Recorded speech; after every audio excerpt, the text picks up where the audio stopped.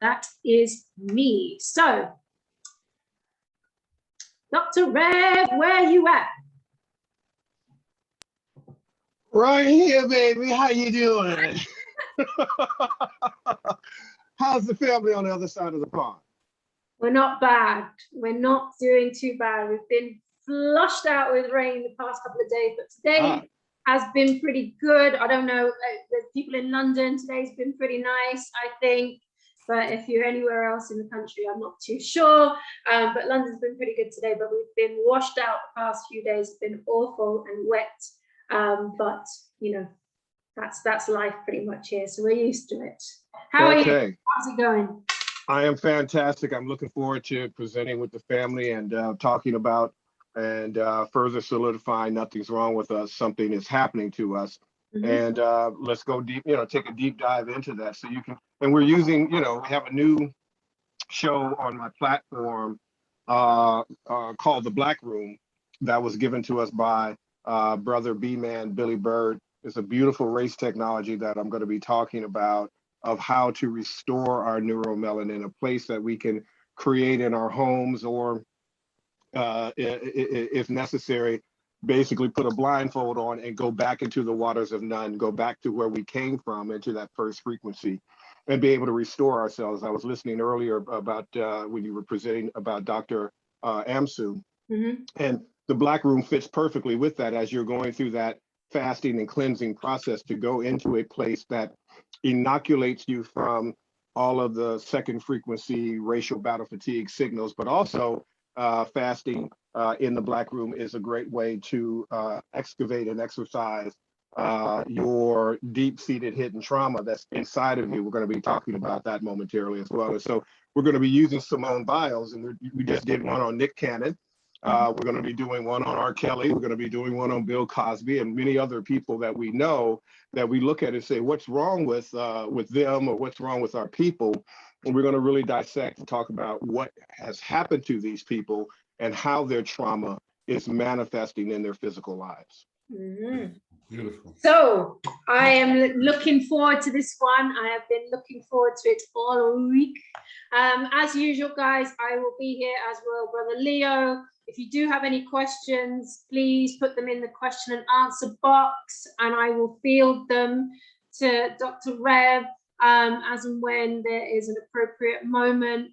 I'm not too sure exactly how long the presentation is, but if it is, we might want to take a little bit of a short break in between. Yeah, interrupt anytime. That's a flow. So let me know. It's not that long, but I can get elongated. So it's not that many slides, but I can over-explain some things. Let me share my screen here, if I may. Yeah, I think I've given you rights to do that. Okay. You got it? Let me see if I can find where it is. All right. Hold on. It's giving me all of these. Okay, now where is it? Oh, that's not good. Hold on, fam. Ah, there we go. There it is. Got it. Let's see now if we can see it. Can you see my, hold on. Yeah, I can see it, but we need the full screen, I think. Now let's see if I can get this. I have to move you guys out of the way. Now let's see if I can go full screen. Can you see that full screen? Yeah, that looks good. Very good. Yay, I did it. I did it. All right, so my people, you know how this goes. You know this man is about to shut this place down. Good evening, boss. I see you. I see you. So yes, I'd like to introduce Dr. Rev Shock, talking about nothing is wrong with Simone Biles. Something happened to her. Let me tell you about what happened. So let's hear this. As I said again, if you've got any questions, please drop it in the question and answer box. But that's over and out from me. Thank you, Goddess Dorito. You guys know how to introduce somebody, make a brother feel really good over here in sunny Sacramento, California. I appreciate all of you and love you all.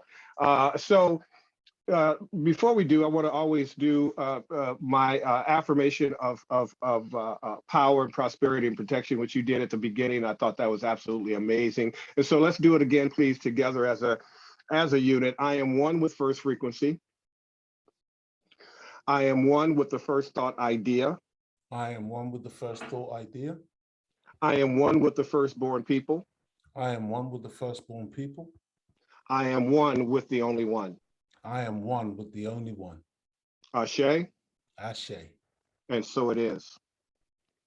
So now that we've set that tone, let's go a little bit into what this presentation is. I always give dedication to my three spiritual mothers. That is the Reverend Dr. Johnny Coleman, who taught me since the age of 10 years old. I'll be 56 this year, so you can kind of get an idea. I've been in the game for a minute. You are the thinker who thinks the thought that makes the thing, along with her right hand, Reverend Dr. Helen Carey, and of course, our beautiful ancestor, Nana Dr. Frances Cress Welsing, Ashe. I want to give a special dedication to this presentation that we lost a library earlier this week, and that library went by the name of Dr. Runoko Rashidi. History is a light that illuminates the past and a key that unlocks the door to the future.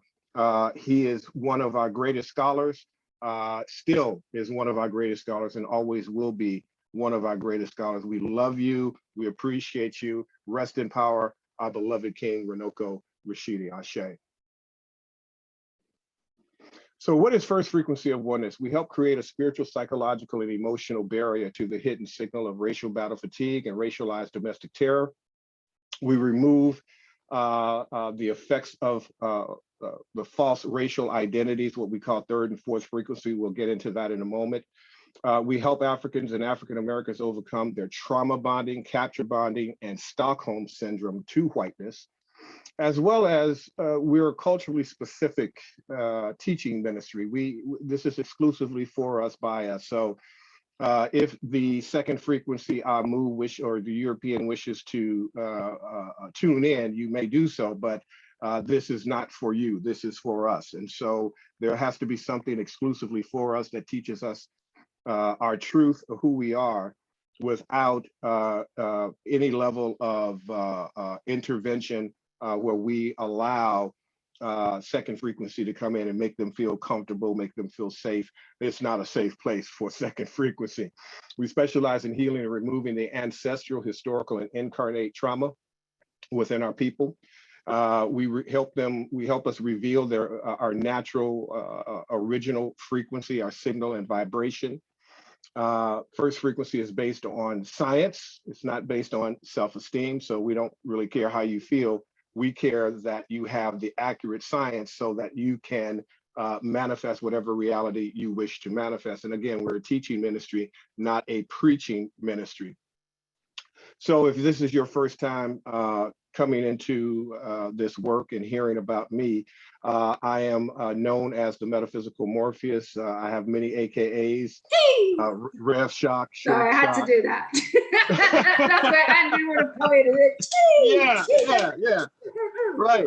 And Lord Jamar nickname man is stuck. He calls me Shoctimus Prime. So as the Metaphysical Morpheus, you could go to metaphysicalmorpheus.com and really get an opportunity to know how I came to be, what was my struggles, what was my story, how did I become, how do I come to this science, how did I come to this ministry and this movement that we've put in place. I'm the founding minister, obviously, of First Frequency of Oneness, Science, Manifestation, and Prosperity. SHOCK stands for Seeking Higher Omnipotent Conscious Knowledge, which is a formula, a framework that I use to do spiritual research. And of course, I'm the founder of the SHOCK Metaphysics Virtual Comedic Wisdom School. We have many of our greatest scholars, from Baba Kava, James Smalls, Dr. Leonard Jeffries, so many that every week send out a lesson to our students. And we've got 3 years, a little bit over 3 years of curriculum that has been added. I'm also the host of the Philippe Matthews Show, which is now formally the Philippe Matthews Show. We've moved the Philippe Matthews Show over into First Frequency of Oneness and SHOCK Metaphysics, but that's probably where you have known of me for so many years. I've authored over 20 books and special reports and Amazon bestsellers. This lecture is based on my master's thesis at academia.edu. Can using metaphysical meditation and affirmations daily heal the trauma of generational poverty in African Americans and Africans in general. And also, this is going to be part of my dissertation work, which I'm in the middle of right now to receive my doctorate. in metaphysical science and philosophy. Baba Kaba, Professor Kaba Hiawatha Kamene says, I'm the Marcus Garvey of our time. And back in the day, back in 2002, Chicken Soup for the Soul co-author who wrote the best-selling book in history, Chicken Soup for the Soul, Mark Victor Hansen refers to him as the Oprah of internet. I have to say that what we're getting ready to provide to you is not medical advice. So legally, I have to put this slide up. The content is not intended to be a substitute for professional medical advice, diagnoses, or treatment. And so if you could stick around to the end of this presentation, I have some really amazing bonuses and extras for you to be able to take a really deep dive into your first frequency. So Assata Shakur says, people get used to anything. The less you think about your oppression, the more your tolerance for it grows. Think about that. If you're not thinking about your oppression, it's growing. So doing nothing, ignoring it, is actually festering it, and it's growing like a virus in your body and in your life.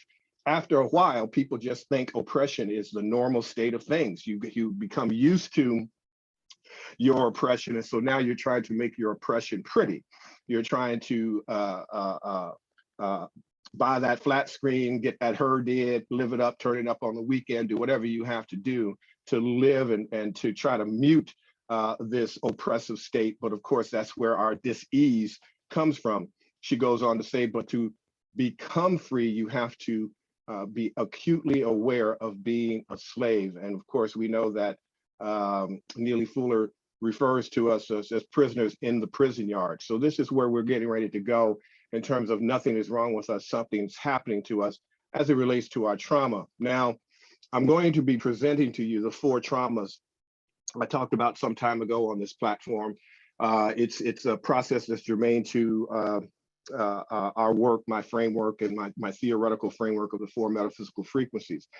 So the definition of trauma is exposure to actual or threatened death, serious injury, or sexual violence in one or more of the following ways: directly experiencing the traumatic events, witnessing in person the traumatic event as it occurs to others, learning that the traumatic events occurred to a close family member or friend, must have been violent or accidental, or experiencing repeated or extreme exposure to adverse details of the traumatic event.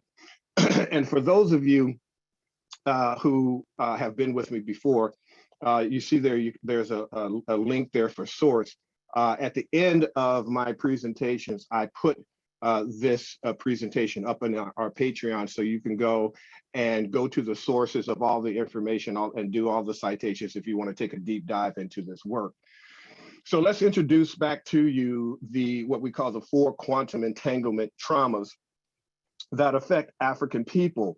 Now, briefly, quantum entanglement is what we are dealing with second frequency Amu. We are entangled with their ancestral memories. We are entangled with their genetic memory, and we're going to go into that. And if you will, prior to the arrival of second frequency people, we had what I call or refer to as a consciousness before the conflict, which is kind of hard for us to fathom and believe. Imagine a life as we lived, as we perfected, where we had no interruption, we had no terror, we had no trauma, we didn't have nightmares where we were being chased by crazy creatures and whatnot. We had become one with the one. We had mastered not only the earth, but we mastered the heaven. We mastered as within, so without, as above, so below. We were literally spiritual beings having a heaven on earth experience. And then when the Amu showed up, we then was epigenetically and genetically in our genetic memory coded with the consciousness after the conflict. So we're going to go really deep into that understanding of what that means. So the first trauma, then hopefully you're taking notes and writing this down. The first trauma is called genetic trauma. It's also known as transgenerational trauma. It's at pre-birth, and birth, epigenetics, genetic memory, PTSS, which is also known by Dr. Joy DeGruy, or coined by Dr. Joy DeGruy as post-traumatic slave syndrome, our ancestral memory and incarnate memory, all is a part of this genetic trauma. Transgenerational trauma or intergenerational trauma is the psychological effects that the collective trauma experienced by a group of people has on subsequent generations in that group.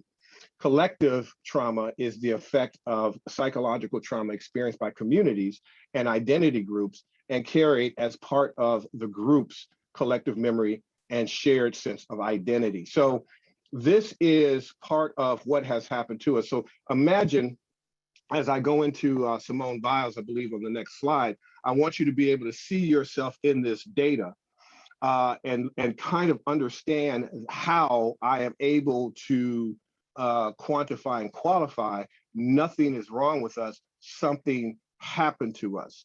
Now, when we look at Simone Biles and look at her genetic trauma, and again, this is just from my interpretations of reading all about her, hearing about her. I don't know her personally. I have not talked to her personally, but this is just my observation as to how Simone Biles and all of us fit into these four traumas. And her genetic trauma began with biological mother suffered from substance abuse. Her bio mother abandoned her and she was put in foster care. So you can see these trauma imprints for the first time are being imprinted as epigenetic tags. In fact, let me go back to this slide. If you look on the right-hand side, you see those little red markers that's kind of hanging off the helix of the DNA. Those are known as epigenetic tags. So when a trauma is imprinted genetically and it creates a memory, and it hangs on our DNA like a Christmas ornament. And so that's what they look like and how they function, that they interrupt various different signals that we're supposed to naturally get, but trauma forces us to freeze. So I'm just going to stop you just there real quick. I've got a couple of questions at this stage. One was, they're both from somebody called Josephine, who's on it tonight. Thank you, Josephine. So she's asked the question, where does the term Amu come from that you referred to? And she also says that there's some, I guess, rumors.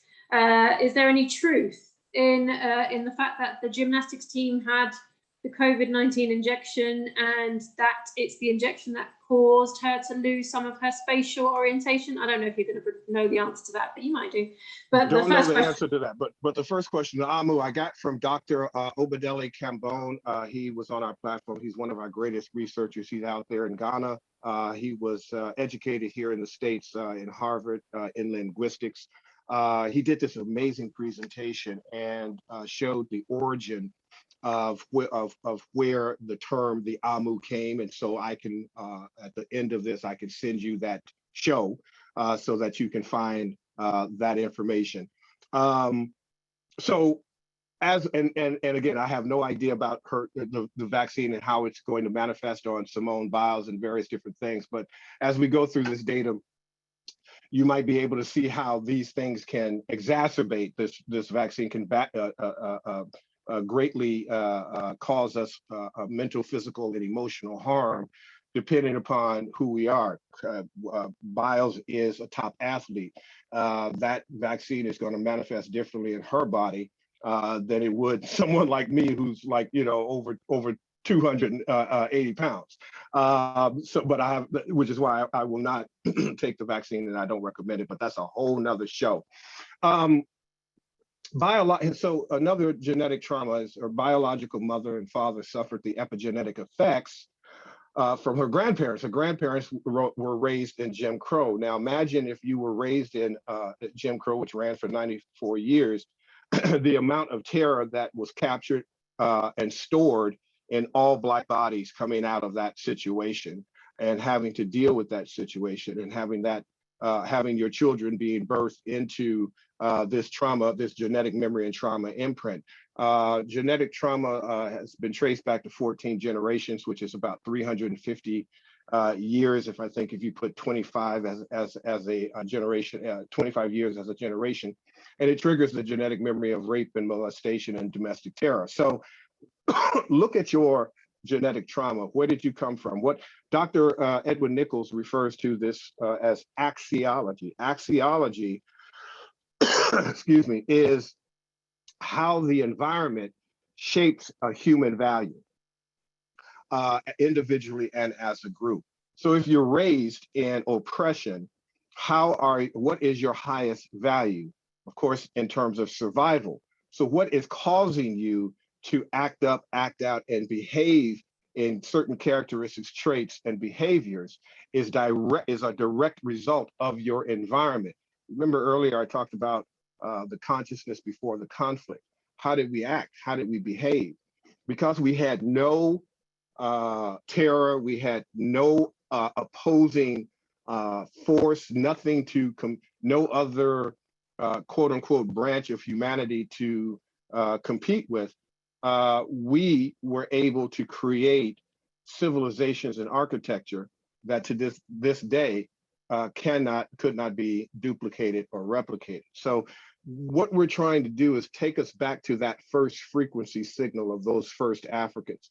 When we say I am one with the firstborn people, we are one with the firstborn people because that code, that genetic memory is installed in us, and it's nothing that we can do about it, thank God, because it's the way back home. But most of us don't know that. And we have developed these sub-frequencies from being captured, corralled, and controlled by second frequency people and the Amu. I often say that we're not sick people, we're sick from being captured, corralled, and controlled by sick people. And so when we look at this concept called mental illness that's popping up in the African and African-American community, it's not that we have mental illness, it's that we are mentally ill from being around mentally ill people. And so, you know, if you have children and if one of your children get the flu, guess what? Mommy and daddy get the flu too. And this is what is happening to us. And so we need to understand this process. Now, the second type of trauma is decontextualized trauma or decontextualization. One of our greatest trauma experts in the world is Brother Resma Menakem, who wrote the book, My Grandmother's Hands. He says, trauma decontextualized in a person looks like personality. Trauma decontextualized in a family looks like family traits. Trauma in a people look like culture. So let's take that and really break it down, because this is extremely powerful to be able to, again, codify nothing's wrong with us, something happened to us. When we understand that trauma hijacks our ability to think straight, it attacks our amygdala, it attacks our lizard brain, it attacks us, and it makes us primitive and act out in a primitive nature and manner. You might say, you might have heard or even said at some point in your life, hey, that's just the way Big Mama is. She's always reacted that way. We have people in our family that respond to the environment, to our family in a particular way. And, you know, that's just the way, you know, Robbie is. That's just the way Jarita is. That's just the way Andrew is. And the reason that we say that is because we don't have an understanding of how decontextualized trauma has actually hijacked that person so that their first frequency signal has been truncated, it's not lost, but it has been interrupted.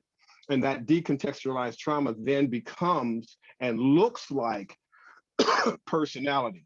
And so when you have an entire family that comes from this genetic memory and this genetic trauma, and it's now decontextualized, you don't have a time date, you don't have a time stamp as to when the trauma was installed in you, particularly if you are in trauma every single day. It's decontextualized. You can't necessarily pinpoint an event. It's a part of your experience. It's a part of your life. Now you have an entire family that's acting up and acting out in a particular way, perhaps engaging in maladaptive behaviors. And as a result of that maladaptive behaviors and the way that family is acting, when that family interacts with other families, it looks like culture. So this is kind of a cause and effect. When we talk about metaphysics, cause and effect, we're always looking for first causation. We're always looking for the cause of the effect. There are multiple effects, but there's always a cause for those effects. What we have been trained to do is look at the effect. What's wrong with Simone Biles? What's wrong with Nick Cannon? What's wrong with these people? No, that's the wrong thing to do. What you want to do is find out the cause that created them. What created the behavior? So this removes the self-blaming of your community, family.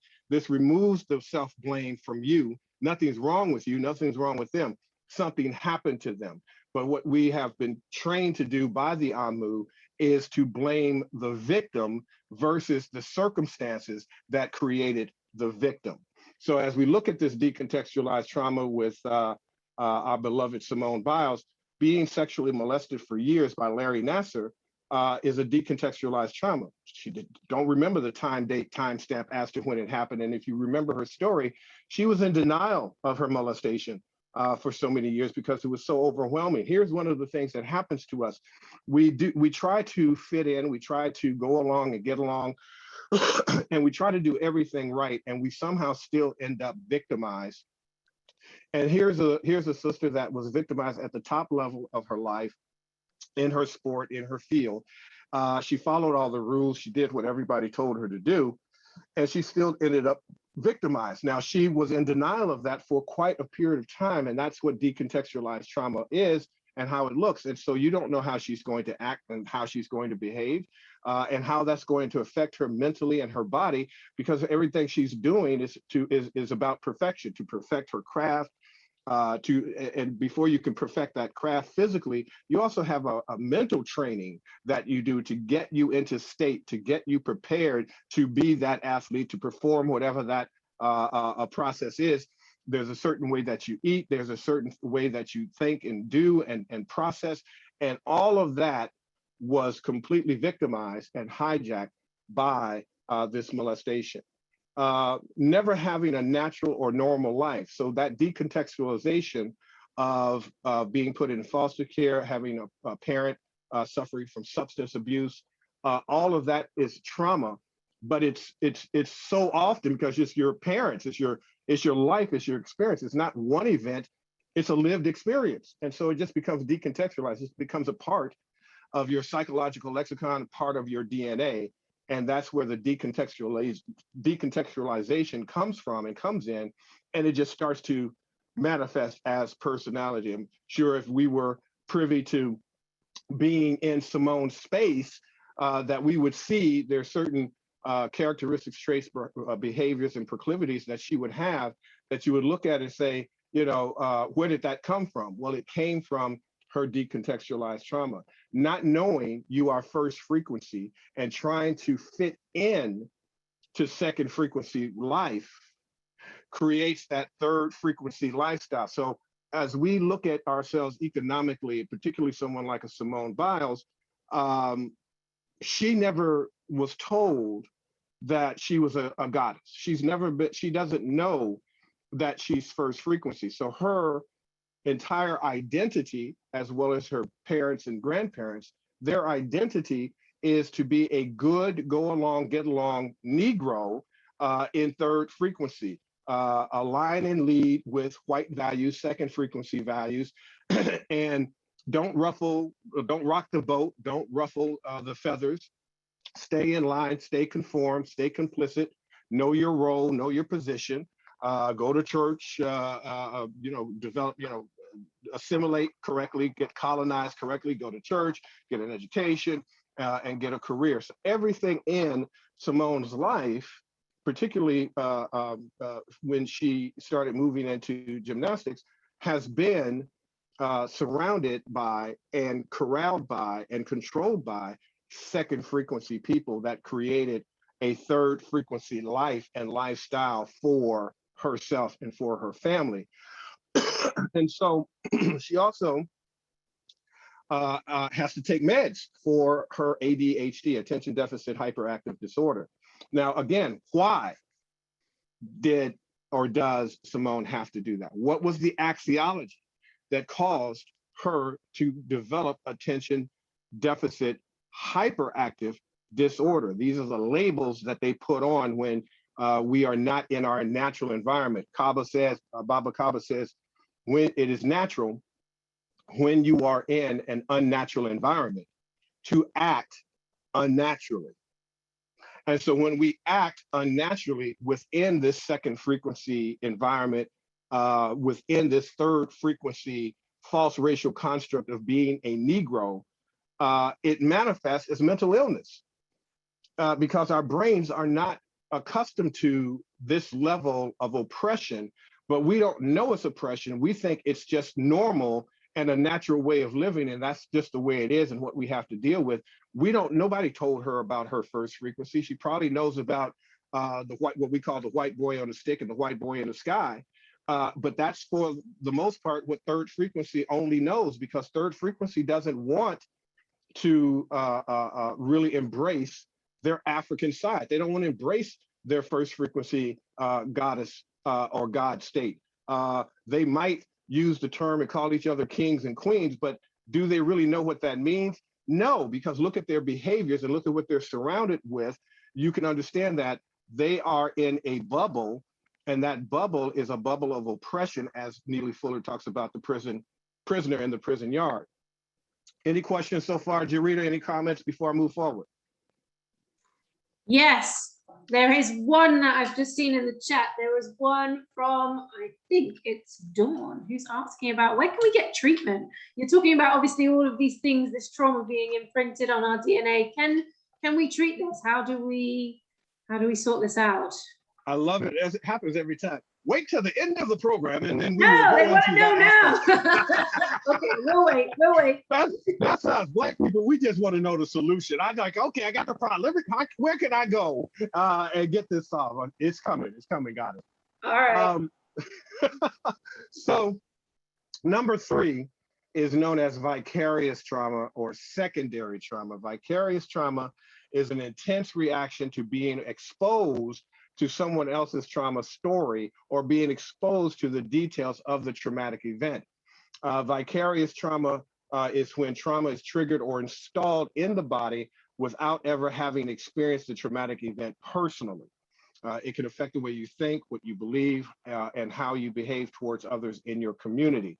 So when we see George Floyd being murdered, Sandra Bland, Philando Castile, Trayvon Martin, the list goes on and on, Breonna Taylor, Ahmaud Arbery. When we see this, it, as the youth say, it makes me feel some kind of way. That some kind of way is vicarious trauma that you're feeling and sensing.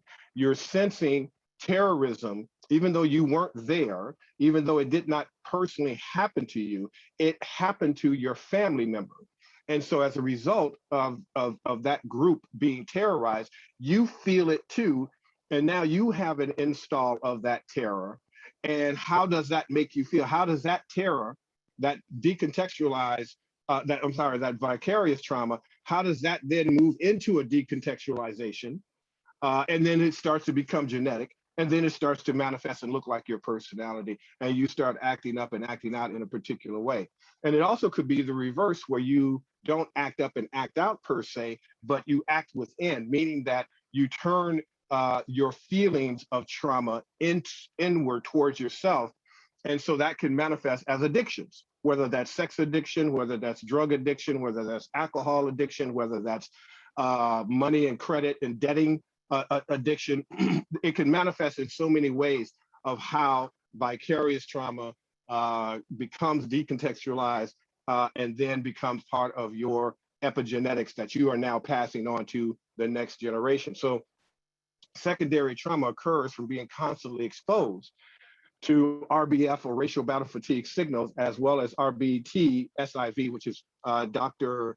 Nzinga Dalila's work called race-based traumatic stress injury and violence. Now, as it manifests in what we've seen with Simone Biles, seeing all of her friends being molested by this second frequency monster, one, realizing that it was her, but first seeing all of that terror and trauma and all that pain in her sisters, in the young women that she works with. And that now is imprinting on her body and then coming to the realization that, oh my God, this really happened to me as well. And what happens when you are sexually molested over time, and you don't even know that you are being sexually molested and sexually assaulted. It can take you out. It can literally take you out and cause you to have feelings and emotions of suicide or homicide. And we've seen those stories manifest throughout our lives in the news and in the media.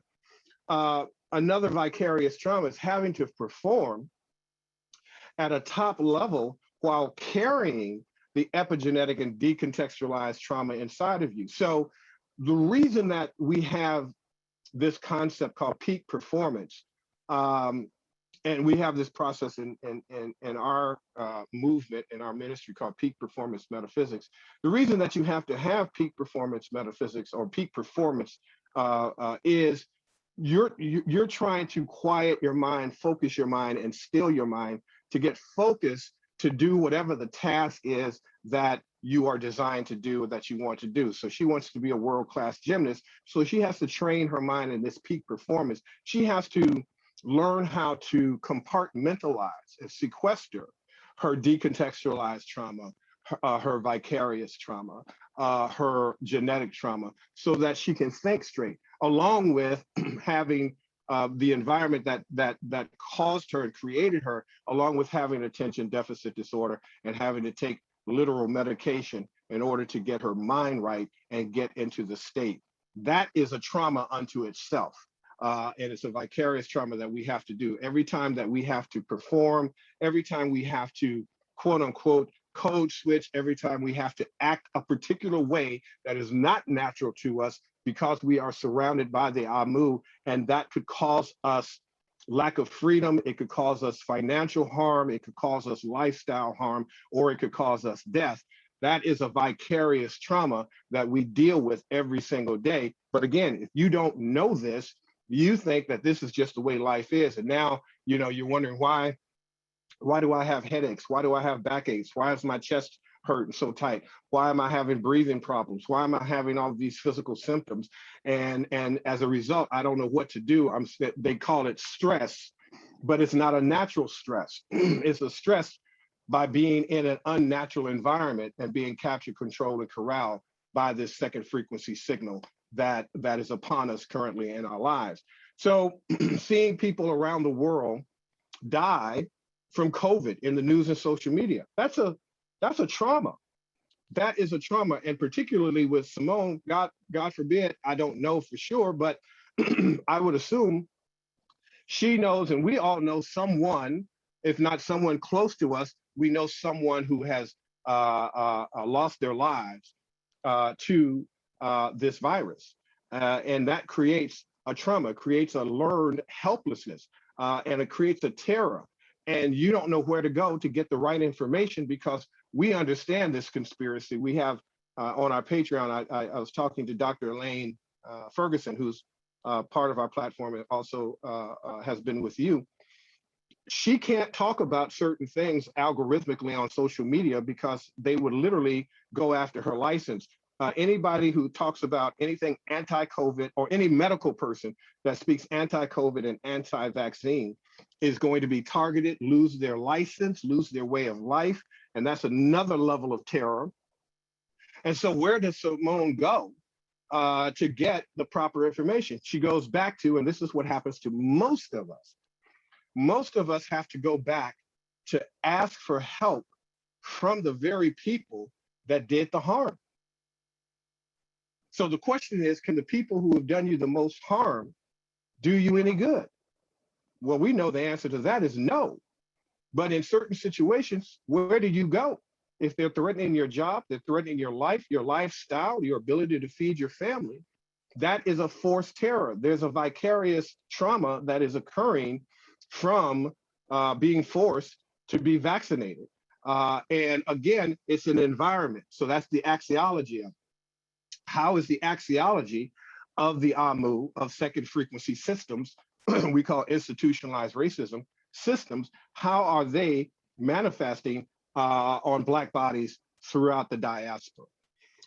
So not being able to train in the gym that she grew up in for multiple reasons, one because of COVID, but now every time she goes in that gym, she sees that monster, Larry Nassar, who molested her and molested her sister. And there's a science known as an UG field, and an UG field is a field where when there is an immediate negative reaction to something, you might, I'll tell a personal story, tragic story. When my mom died, when I was 14, my mom died in my arms. And I remember the scents and the smells of that moment. And I remember being in the bathroom. We were dirt poor, so I was doing what's called the poor man's wash up. I was in the face bowl washing up with some Coast deodorant soap, and I heard my sister screaming, and my mother was gagging for air, and I picked her up, carried her to the bed, watched her take her last breath. Years later, then of course my father came back into my life, and he died 2 months later, and he was a Zest deodorant guy. He loves Zest deodorant soap.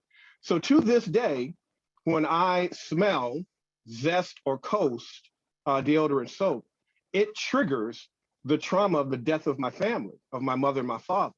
And so that's how the decontextual, if I didn't, I now know what that is and why I have an adverse a reaction to that particular scent. But we all have these triggers, and we don't know necessarily where they come from because they're decontextualized. And it's part of our nervous system, and we're going to go into that as well. So imagine she goes into this space and she can't function. She cannot function because of what that UG field has created in her brain. It's a trigger that if you don't know how to steal your mind, sequester your mind, compartmentalize your mind, and focus your mind, you won't be able to function and do what you're supposed to do. She's working at a very high level, and she's been trained for years on how to compartmentalize and how to focus as an athlete. All athletes get this level of training. We don't. So that's why we have first frequency of oneness, to be able to get us back to our natural state and natural nature, which is where that prayer of power and affirmation comes in, to be able to momentarily set to still our minds and to create a space and agency so that that UG field won't trigger. Not having the support of her Olympic team and the committee, right? So she goes through this molestation. She comes to realize she's been molested. She realizes what has happened to her sisters. But who was involved? That's an axiology. It wasn't just Larry Nassar. Who enabled this guy? Who wrote his check? Who hired him? Who interviewed him? Who screened him? There were probes that were done, and then something happened with the FBI. The information didn't get out. Meanwhile, he's still working and molesting these women.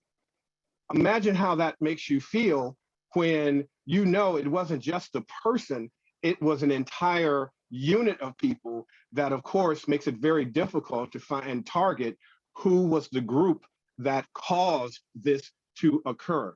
Being penalized also for being able to do something that nobody else in the world can do. So, Simone Biles. I'm going to stop you there, brother, because to be honest, sure, everything that you've just said has rung so many bells for me. I'm like, oh my God, this is why I do some of the things that I do. And I'm sure lots of you, Victoria just said, oh my gosh. And she said, oh my gosh, or wrote, oh my gosh, at the same time I said the same thing. So she's probably going, oh my God, it's just clicked why I've done that as well. And it was just, it's really funny because I went out last week. I went to a place here called Turtle Bay. They do Caribbean food. Pretty poorly, actually, to be honest. So I'm not recommending them at all. But if any of you guys have been there, you know that they bring food out in enamel pots, or I can't even say it properly. It's how you know I'm Jamaican. Enamel pots. My grandparents used to call it enamel pots. But I used to see those pots when I was little being used as chimneys or potties or whatever it was. And so when I saw this pot come out with my food in it, I refused to eat from there because I just thought, well, can't eat from this. Like, people used to do stuff in here that, you know, this is not. Yep. And it brought back Absolutely. those feelings of me being really small and seeing that potty and just thinking it was really, really disgusting. So I'm sorry, that was just one of my most. No, that's a great ones, example. That's a great example because you know, what happens is, particularly when you're a child, your nervous system is not fully developed, your brain is not fully developed, and most times you're told what to do and you have to do it. Otherwise, there'll be a consequence or penalty of getting a spanking or some type of punishment, which again creates another level of epigenetic tag of conformity, complicity, and control. This is why I say nothing is wrong with us. Something happened to us. That something is multiplicable. Many things have happened to us, but also we have to understand that it's still happening. So just as we all, you know, we can blame all this stuff on our childhood and what have you, we can blame it on our parents and great grandparents and what have you. That's not where the blame lies. The blame lies on who created the environment that created the people that now is creating another level of environment. We got to go back to the cause to find out how the multiple effects are manifesting to be able to nip it in the bud. Otherwise, we are running on a treadmill to stand still. We keep doing the same thing over and over again and expect a different result. So this is what is happening. Just there's a few other things that I want to mention as well. Amma said that she found it very disturbing that the media have repeatedly showed George Floyd's footage. It felt like it was intentional, she said. Victoria also said that. By the way, that term, which you just explained, is called trauma porn. So in the news cycle, trauma porn is when people really enjoy watching other people's trauma. And the Amu loves watching Black terrorism. They love it. They absolutely love it when they watch it over and over again. Now, it's installing vicarious trauma in us, but it makes them feel really, really good. And it's the technical term for that is called trauma porn. Yeah, that's true. It's so true. Victoria said it's the way that people get comfortable with their oppression. And Margaret says, welcome to tyranny and censorship. So yes, but for the people who are saying about Turtle Bay, I went there because it was a friend's birthday. I don't recommend it. I don't know if it's Black owned. I don't care if it's Black owned because the food is rubbish. So yeah, anyway, that's my point done. I'm not going to talk anymore about that. Let's move on. No, that's good. That's good stuff. Yeah, what happens when you get triggered, when your trauma gets triggered? Because the trauma is stored in your body.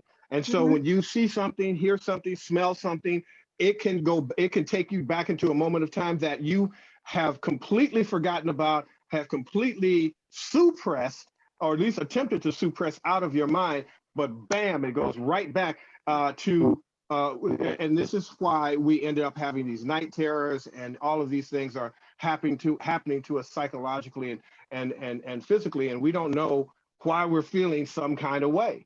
It's because of this trauma that is stored in our body. So she was penalized, Simone Biles was penalized for being the best in the world at what she does. Now here's her entire career. She pushed the envelope, she moved the needle forward, she moved the sport forward, then gets penalized and say, oh, I'm sorry, what you did is too good, too hard, and so we must penalize you and not allow that to become the standard, because if we do, nobody else will be able to match it. This is what second frequency do. This is what trauma bonding looks like. This is what capture bonding looks like. This is what being colonized looks like, domesticated look like. And so in a very real sense, second frequency is saying, stay in your place, third frequency Negro. Do what we tell you to do. Be complicit, conform, do what we tell you to do. And so we won't come and attack you, and we won't come and harm you. But if you continue to be the best at what you do, there's going to be a penalty for it. So imagine that, all of this other stuff that's happening to her, the molestation, all the trauma that she went through as a child, all of the genetic memory transferred from her parents and grandparents, all of that, then you get to be the best in the best. You move through all of this and then get penalized for being the best of the best. Where do you go? What's the point? At some point you say, why am I waking up in the morning and doing this? Because everywhere I go, I am being penalized. I'm being put into these boundaries, and I don't understand. And if you don't understand your first frequency, if you don't know and understand what has and is happening to you, you just simply become a victim. Now, who failed Simone Biles in terms of vicarious trauma? The International Olympic Committee.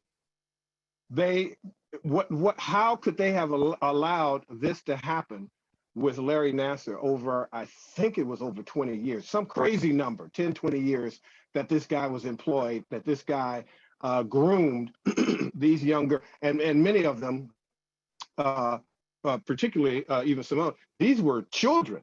They weren't even fully adults yet. These were children that he was molesting. So imagine that level of decontextualized trauma, that you have been violated in the worst way.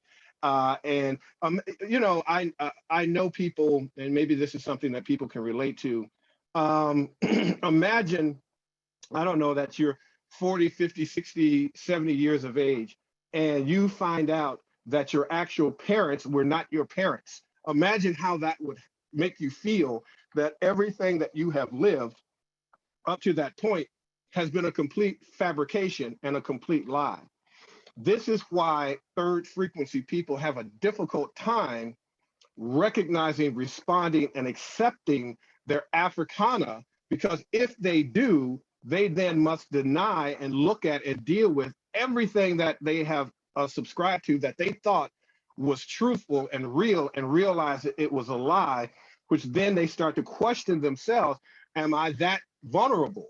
Yes, we all are that vulnerable, because they attacked us at a cerebral level. They attacked us, the Amu attacked us at the intergenerational level. They attacked us not at birth, they attack us before we're born. That's the axiology that has groomed and shaped us. Nothing is wrong with you. You're not sick. You're sick from being manipulated, captured, and controlled by the axiology of sick people. And so the Olympic Committee represents that for Simone Biles. Where were you? How could you let this happen? And how could you allow this to happen for such a long period of time?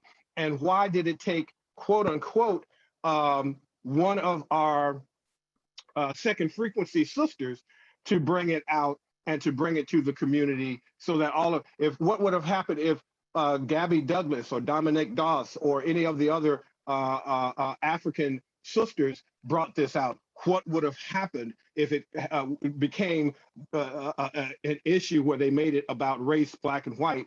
This is all part of that trauma, all part of what failed Simone Biles. Also, who failed Simone Biles? Your guy.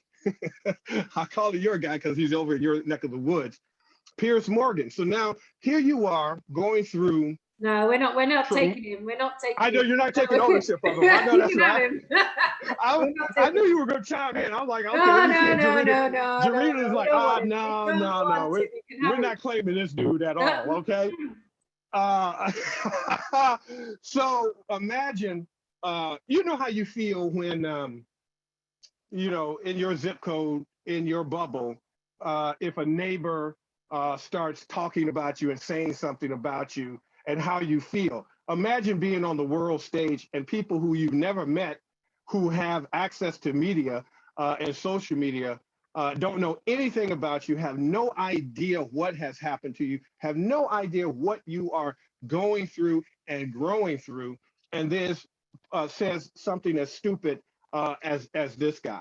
So this is what, again, keeps adding to our vicarious trauma. That is traumatic to anyone. It made us feel some kind of way. So if it made us, and we don't know Simone, we don't know Piers, we don't know any of these people, but it made us feel some kind of way, because how do you continue to install and keep that second frequency signal on Black people, African people? How do you keep them captured and corralled and controlled where they do it to themselves? You do it through propaganda and media. I got a whole piece that I'm going to be putting together to teach you, because I learned early on how to control media because I became a media person. So I understand the power of media. Dr. Claude Anderson teaches us that we need to own our own media. And that's what I'm doing. That's what Andrew Muhammad is doing, so that we can have a correction. We can have an interruption of this second frequency signal and restore us back to our original frequency, which is first. Because if we try to be good Negroes, or if we go fourth frequency, which is where a group of us rebelled from wanting to be a good Negro that went to school, went to church, and did everything right and was complicit. So now we are these N-words out here in these streets. So we're doing dirt, we're doing harm to ourselves and to our others, trying to survive. But now we're fourth frequency, which again is a false racial construct from the previous construct of third. Now, how do we get out? You can't solve any of your problems from third within a third and fourth frequency false racial construct. And you can't ask for help or correction from second frequency. So if you don't know your first frequency, if you don't know that you are first frequency, you're cycling, you're in a loop, and you just basically grow old and die in frustration and in trauma. We're trying to restore that. Let me go back. So Candace Owens, another person that installed vicarious trauma into us and into our beloved Simone Biles. Whitlock, same thing. When we hear this and we see our own people harming themselves and us, we say, well, what's wrong with Whitlock? What's wrong with Owens? What's wrong with all these people? The same thing. Something happened to them, but they are trying to conform and comply and make second frequency values and ideals their own, and you can't do it. So third frequency has to deny this Africana. They have to deny African sacred science. They have to deny wanting anything to do with Africa. Now, let me be truthful. Your boy, your dude, Rev Shock, was third frequency. I didn't know any of this that I know now, which is why I'm the best person in the world, probably the only person in the world that can speak to this as to what happened to us, because I first had to find out what happened to me. I was speaking, I was speaking and doing sermons all over the world. I had huge audiences, white audiences, European audiences, Black people, everybody in the metaphysical community. I was doing and I wasn't even a licensed minister, but I came from the Reverend Dr. Johnny Coleman's churches, so that gave me an opening where they said, we would love for you to come in and speak. And I was trained by Les Brown on how to do motivational speaking and put on seminars and workshops and all of this. And I started in 1998. I launched a .com where I was interviewing all of these peak performance experts and scholars and thought leaders like Robert Kiyosaki and Susie Orman and Marianne Williamson. All of these were personal friends of mine. And as a result, I started feeling some kind of way because I noticed that as I was around this group, they treated me a particular way, but I couldn't quite pinpoint it.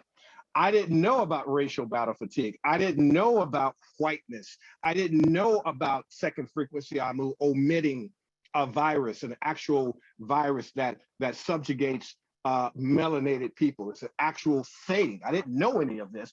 So when you don't know that you're oppressed, when you don't know that you're still enslaved, when you don't know that you have been successfully captured, corralled, and controlled and colonized, you then just simply try to do better. Well, maybe I need to tithe more. Maybe I need to smile more. Maybe I need to be more friendly. Maybe I need to take conflict resolution classes. Maybe I need to do all of these things so I can better fit into this false racial construct of third frequency and be a good, accepted Negro so that I can feed my family, reduce the friction of racism being placed on me and placed on my family. The other thing that we do is if we don't know what has happened to us, some of us are in just absolute denial. I was in denial. I was like, nah, this absolutely can't be, I didn't want anything to do with Africa. I didn't want anything to do with African sacred thought. I didn't want anything. So again, I'm trying to solve all of my problems from the framework of the people that created the damn problem in the first place. True story. I had a young lady on named Tamara Hill, and she's one of our greatest trauma experts. She tells me this story where she's a sister. She tells me this story about a young Native American boy who was who was acting up and acting out due to the axiology of what he was going through as a Native American boy. And she asked him point blank, why are you not showing up to your counseling sessions? And the young man said, because the people who are doing the counseling is the reason that I need counseling. And that blew her away, because that stops you in your tracks, right? So when we go back into the environment that harmed us, so let me, everybody know Rev Shock is a little crazy. So let me just say something crazy so you can really try to understand it. If you were sexually molested, do you think that you would go back to the person who sexually molested you and ask for their help? Hell no. Right. So think about what we have been conditioned to do. We are asking these people to help us, and we use fancy words like ally. How can you be an ally when you're part of a group that historically has created? Dr. Jacqueline Battle just sent me her second edition of Birth of a White Nation.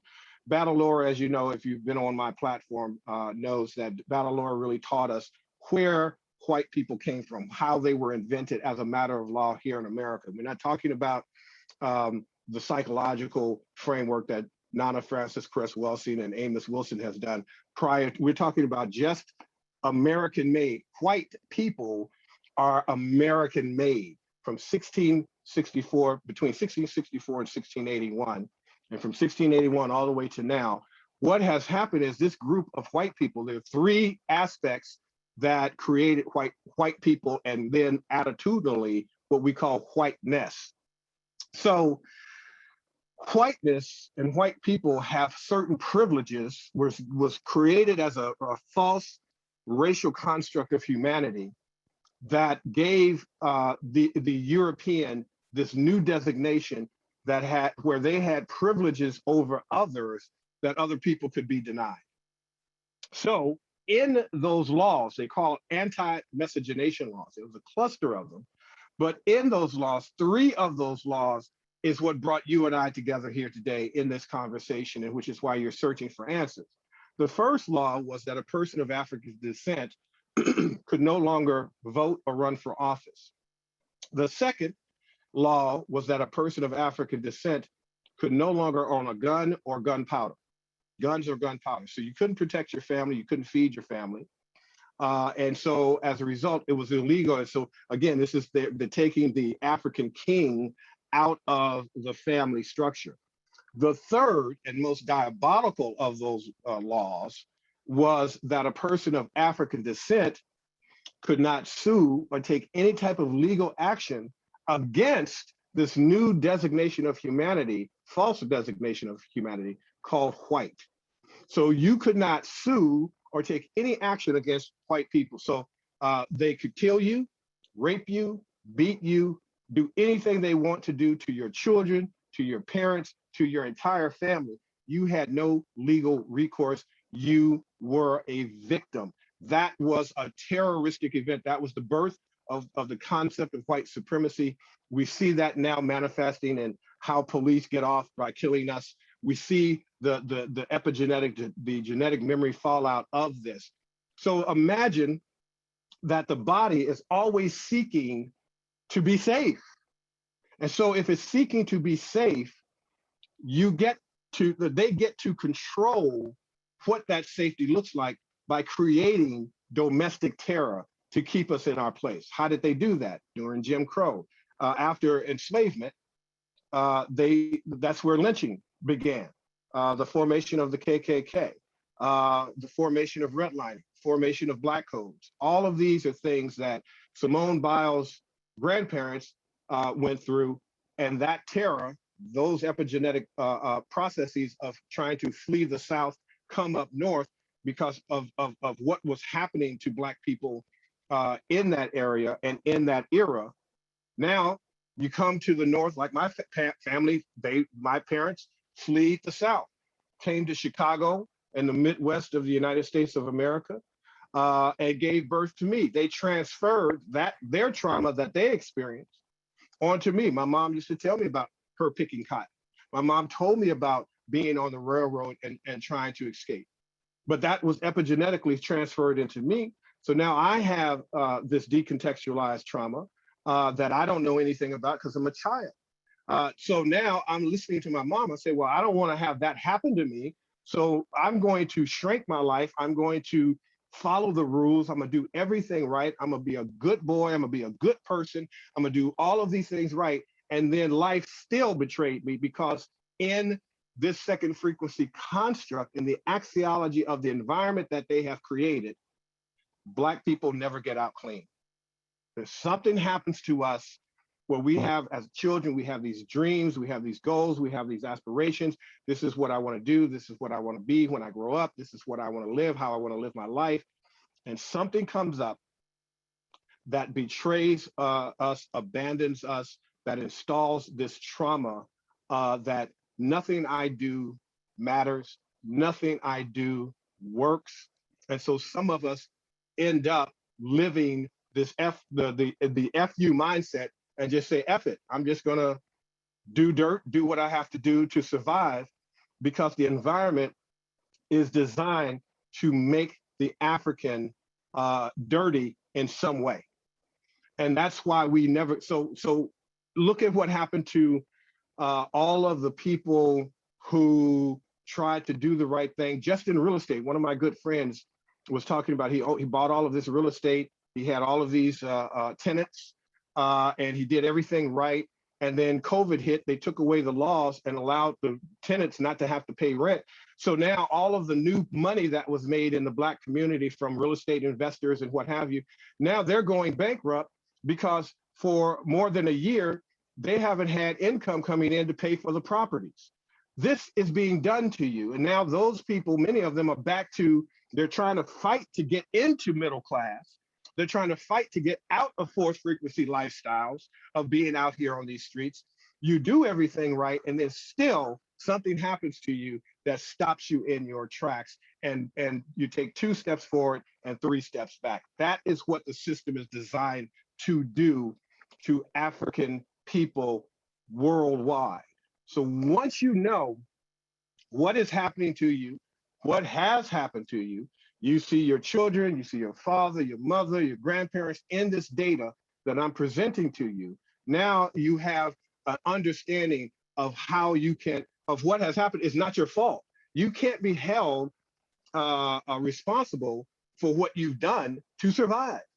You can be held accountable, but you're not responsible. Like R. Kelly in his natural state, would R. Kelly ever go up to his parents and say, when I grow up, I want to rape and molest children? No, that's not a natural goal. What happened to R. Kelly? What happened to Bill Cosby when he was a kid growing up in Jim Crow? Did he ever go up to his mom and dad and say, Mom, Dad, when I grow up and get money, if I get money, if I want to drug women, knock them out, and then have sex with them? That's not a goal. Something taught you how to do that. That was a learned behavior based on the axiology. Something happened to you. You're acting out your trauma. Your trauma has become decontextualized. It's now looking at as you're acting as your personality. And so then we have been taught to blame Bill Cosby. We need to blame what created a Bill Cosby, what created an R. Kelly, what created these people that allows us to look at and say, I see you.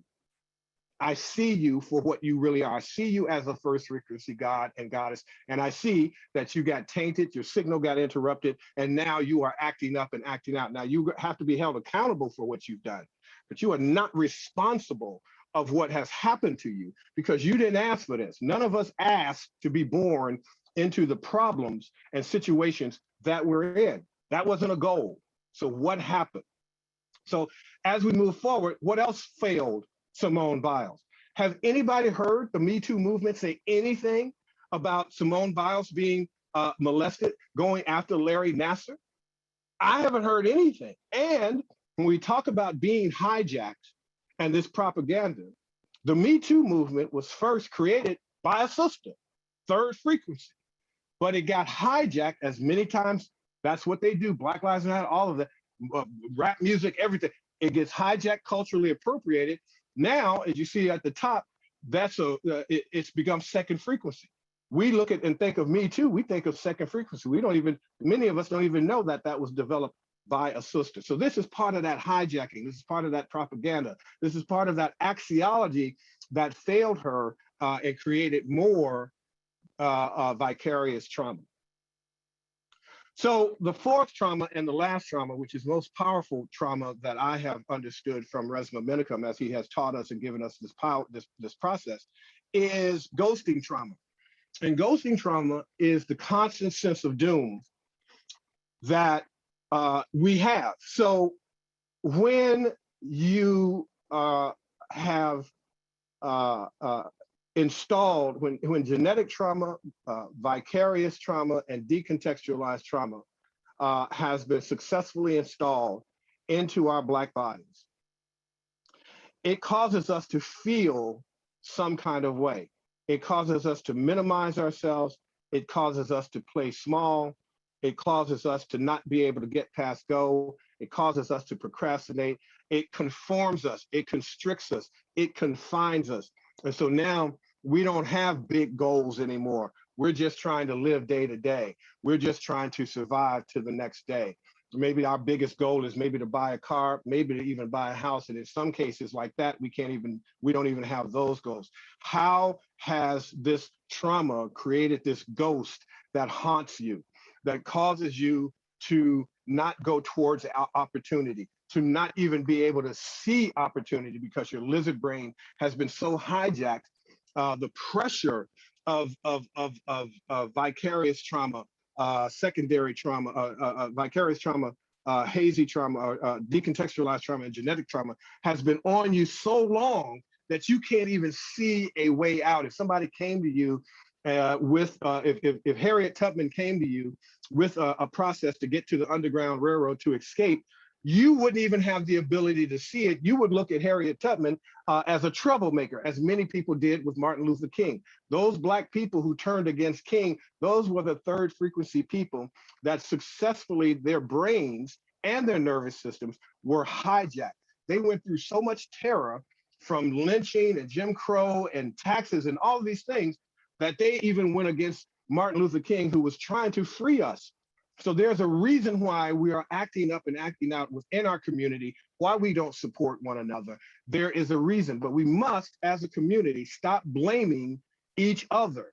So do not go publicly and blame Nick Cannon or blame Bill Cosby or blame R. Kelly. You keep your opinions within your family to yourself. You don't go public with it and give the Amu yet another stick to beat us with.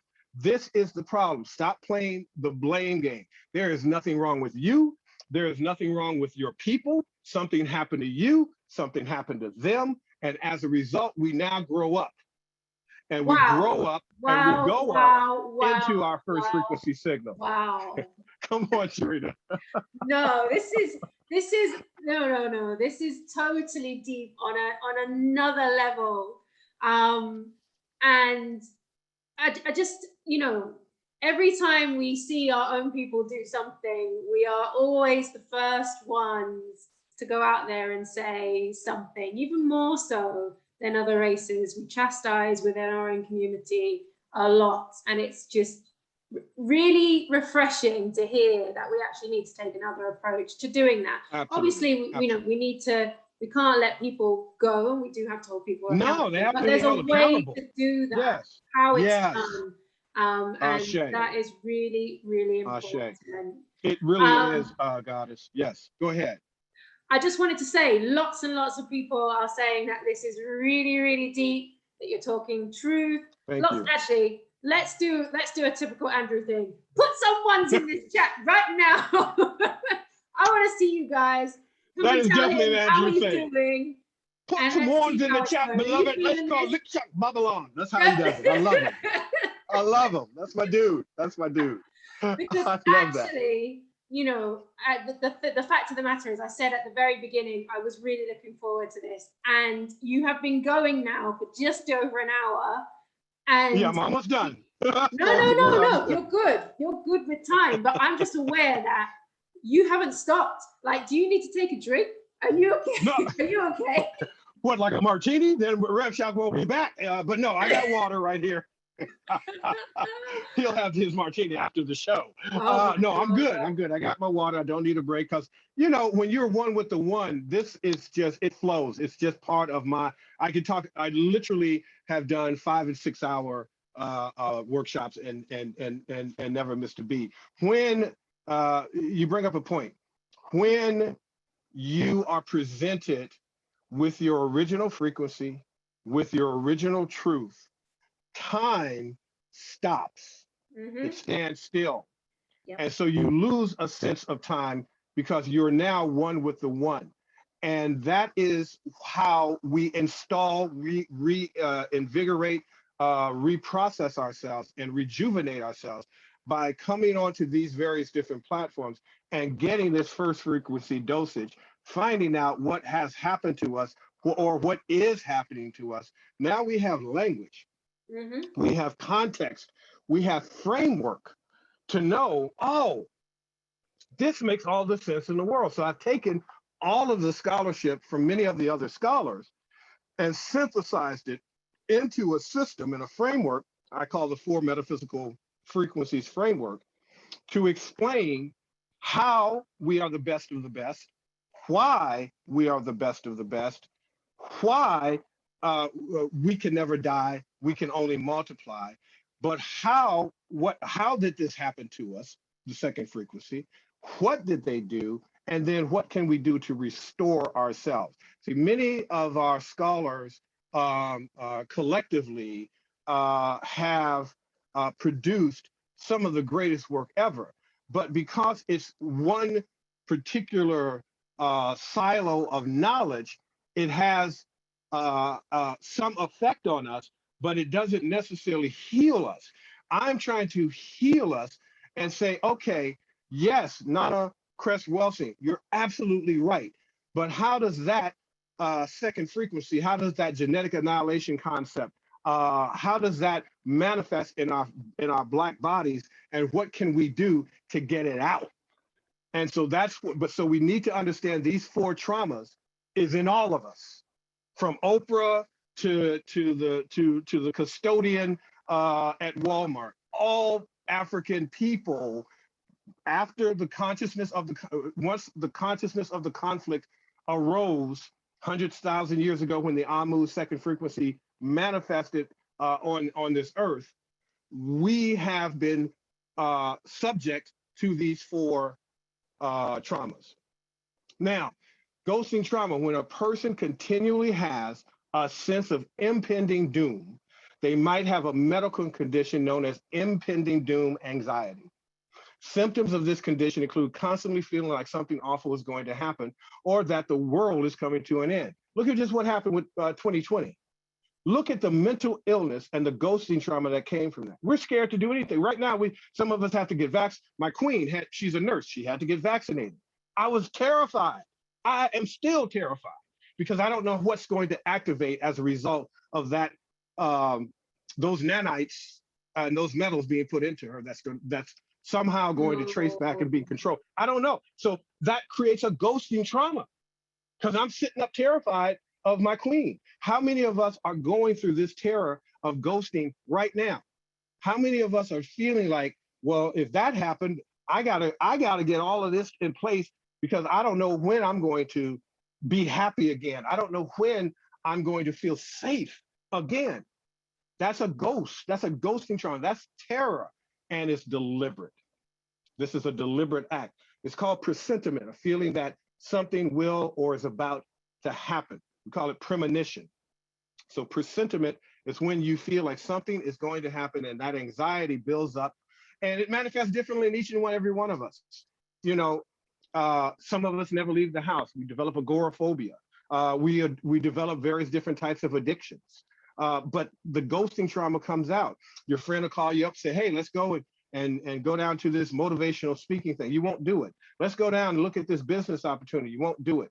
Let's go and try this and try. You won't do it because you've shrunk your life. And now, because of COVID, because of the vaccination, you're afraid to go around people anyway, so you don't even want to leave the house. Think about how narrow and small your zip code has become. Why is it that one of the worst things that you can do to a prisoner who's already been captured and controlled and lost their freedom is to put them in solitary confinement? How many people lose their mind in solitary confinement? Well, they lose their mind because it's not, solitary confinement is not a natural environment. Well, this 2020 COVID situation, virus situation, has put us into a global collective solitary confinement. We're not able to move and maneuver freely. Now, as Black people, we already felt that we weren't free when they kill us out in the streets and we're marching and protesting. But then you bring COVID and vaccines and lockdowns on top of that. Well, yeah, you're creating mentally ill people that some of us who don't know this, will never recover. They'll never be the same again. We all know someone that's been mugged or robbed or beaten or raped. They were never the same again. And that is why we have to learn how to restore ourselves back to our first frequency. So as we move on, look at the ghosting trauma of Biles. She posted on social media that she felt the weight of the world on her shoulders. So we have to dissect that. What does that mean? What does that look like? It looks like everything that I just talked about previously for the last hour. All of that is on her. She's a top performer. She's the head of her group. And so when she moves, the world moves. When she coughs, the world sneezes. I mean, that's who Simone Biles is in the gymnastic world. Everybody wants to be her in her field. She is the GOAT. She is the standard. That is a lot of pressure when you're in a situation where you're not in your natural environment. So being in denial of her molestation, being the best in the world and having no one you can talk to that has done what you have done and does what you do. Imagine the insulation and isolation of that. I was watching an old clip of the Dream Team when it was Magic Johnson and Michael Jordan, and they came together for the Dream Team in the Olympics. And Magic said something very profound. He says, imagine being in a room with people, with a group of people who only this group of people that I'm in the room with, we can have this level of conversation because nobody in the world knows what it's like to be us. So look at that insulation and isolation. Some of us feel very lonely. Some of us feel very vulnerable. Some of us feel alone, like we have no one and nobody understands us. Nobody gets me. And I'm talking about just our own family members. And some of us are going through that within our own home, not just within the environment and the culture, but within our own familial system, within our own neighborhood, within our own career and work structure and job structure. We just feel insulated and alone. We're in solitary confinement, yet we're supposed to be free, but are we really? And so when we look at what's going on with the Biles, this is something that people don't necessarily think about, what this child, this sister has gone through. Being the team leader, world leader because of your gift, becoming a multimillionaire for the first time. Now, I talked about this in this concept I wrote a special report called Sudden Wealth Syndrome. I have known many people as well as myself. My mother used to use this quote, pardon my French, but my mother used to say, going from shit to sugar. So what happens when you go to S is you've been poor all of your life, you come from abject poverty, and then all of a sudden you, by whatever the gift or the means is, you start to make enough money that changes your entire generation, changes your entire family, and you're not used to it because you've never had it before. You don't know. I remember when I was last here, I was talking about Baba Kaba and how he's now earning $10,000 a month from his book sales. He never had that happen before. So he tells me this story when he went to his accountant, who he's known and has done his taxes for the last 20 years. But for the last 20 years, Kaba paid for his own school for the Per Ankh in New York. He uses school teaching money to pay for what he gives and does to the community because he was poor. He never made any money. He lived paycheck to paycheck. So that's what he got used to for 20 years. And so he hired someone who was used to dealing with poor people. So when he got money, he had to pay $36,000 in taxes because he didn't have anything in place to shelter him in terms of his taxes. So he ended up having to give most of it back because the persons that you hire, if you've never had it, you're probably going to hire the wrong people. You're going to hire the people to keep you small, to keep you complacent, to keep you in that zip code that you're in. This is why it's radically important to go out and find the best of the best and become frequency specific to those people and prepare yourself for that sudden wealth. Prepare yourself for sudden health.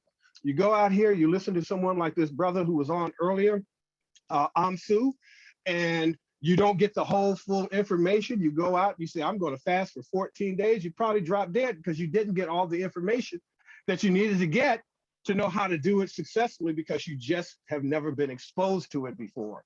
So Simone becoming a multimillionaire and having access to excess is another trauma imprint in another sense. Time management, money management, who do I trust that won't steal my money? But then, because she's a top athlete, she doesn't drink, she doesn't smoke, she doesn't do drugs. How is her trauma going to act out? She can't go and turn up and turn out like many of us do in a maladaptive way when we get money and we start to do all of these crazy excessive things. Nick Cannon just was on Breakfast Club the other day. We just did an entire piece about Nick Cannon on our platform, going through the same process. We went through his 4 traumas and so on and so forth. And Nick was on Breakfast Club, yeah, I was watching yesterday. And he's saying that the reason that he's able to have multiple children with multiple mothers is because he has the money to be able to afford to do it.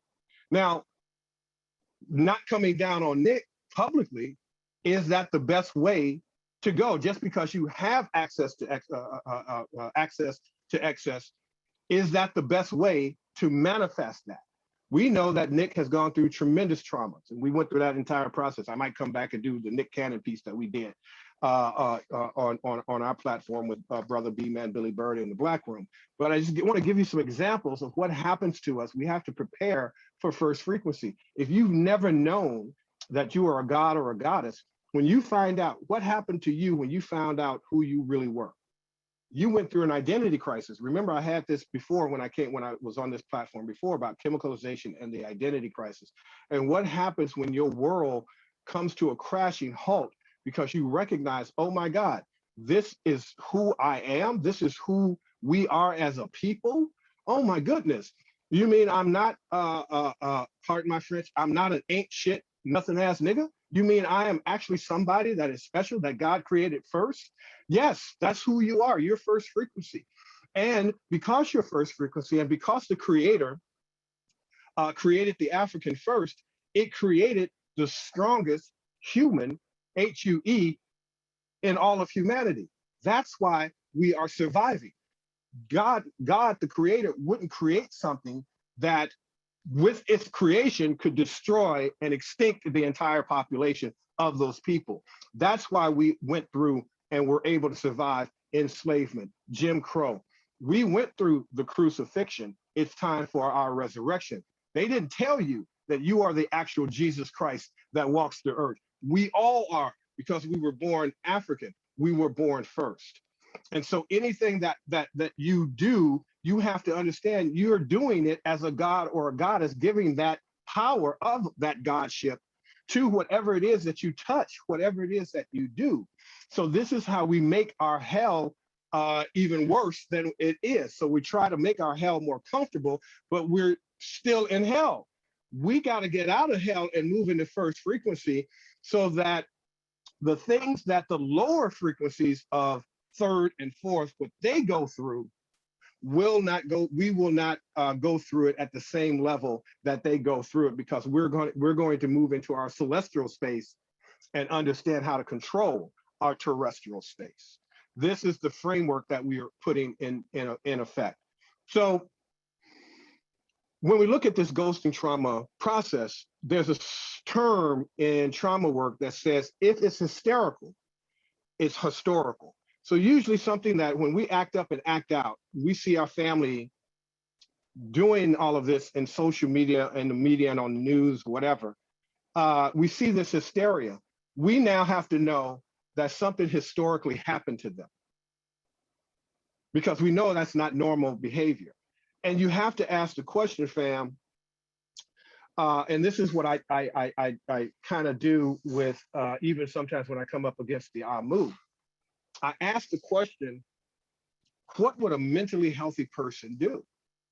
We never ask that question because we've never felt like we're mentally healthy. But what would a mentally healthy person do? Would a mentally healthy person create Jim Crow? Would a mentally healthy people create black codes? Would a mentally healthy people create redlining, lynching? Would mentally healthy people create genocide and take over an entire country of indigenous people? Would mentally healthy people put their neck on someone until they expire? Would a mentally healthy person capture and corral and create a prison industrial complex and system? So these are questions that we have to ask ourselves, because if we don't, going back to Assata Shakur, we will normalize the behavior.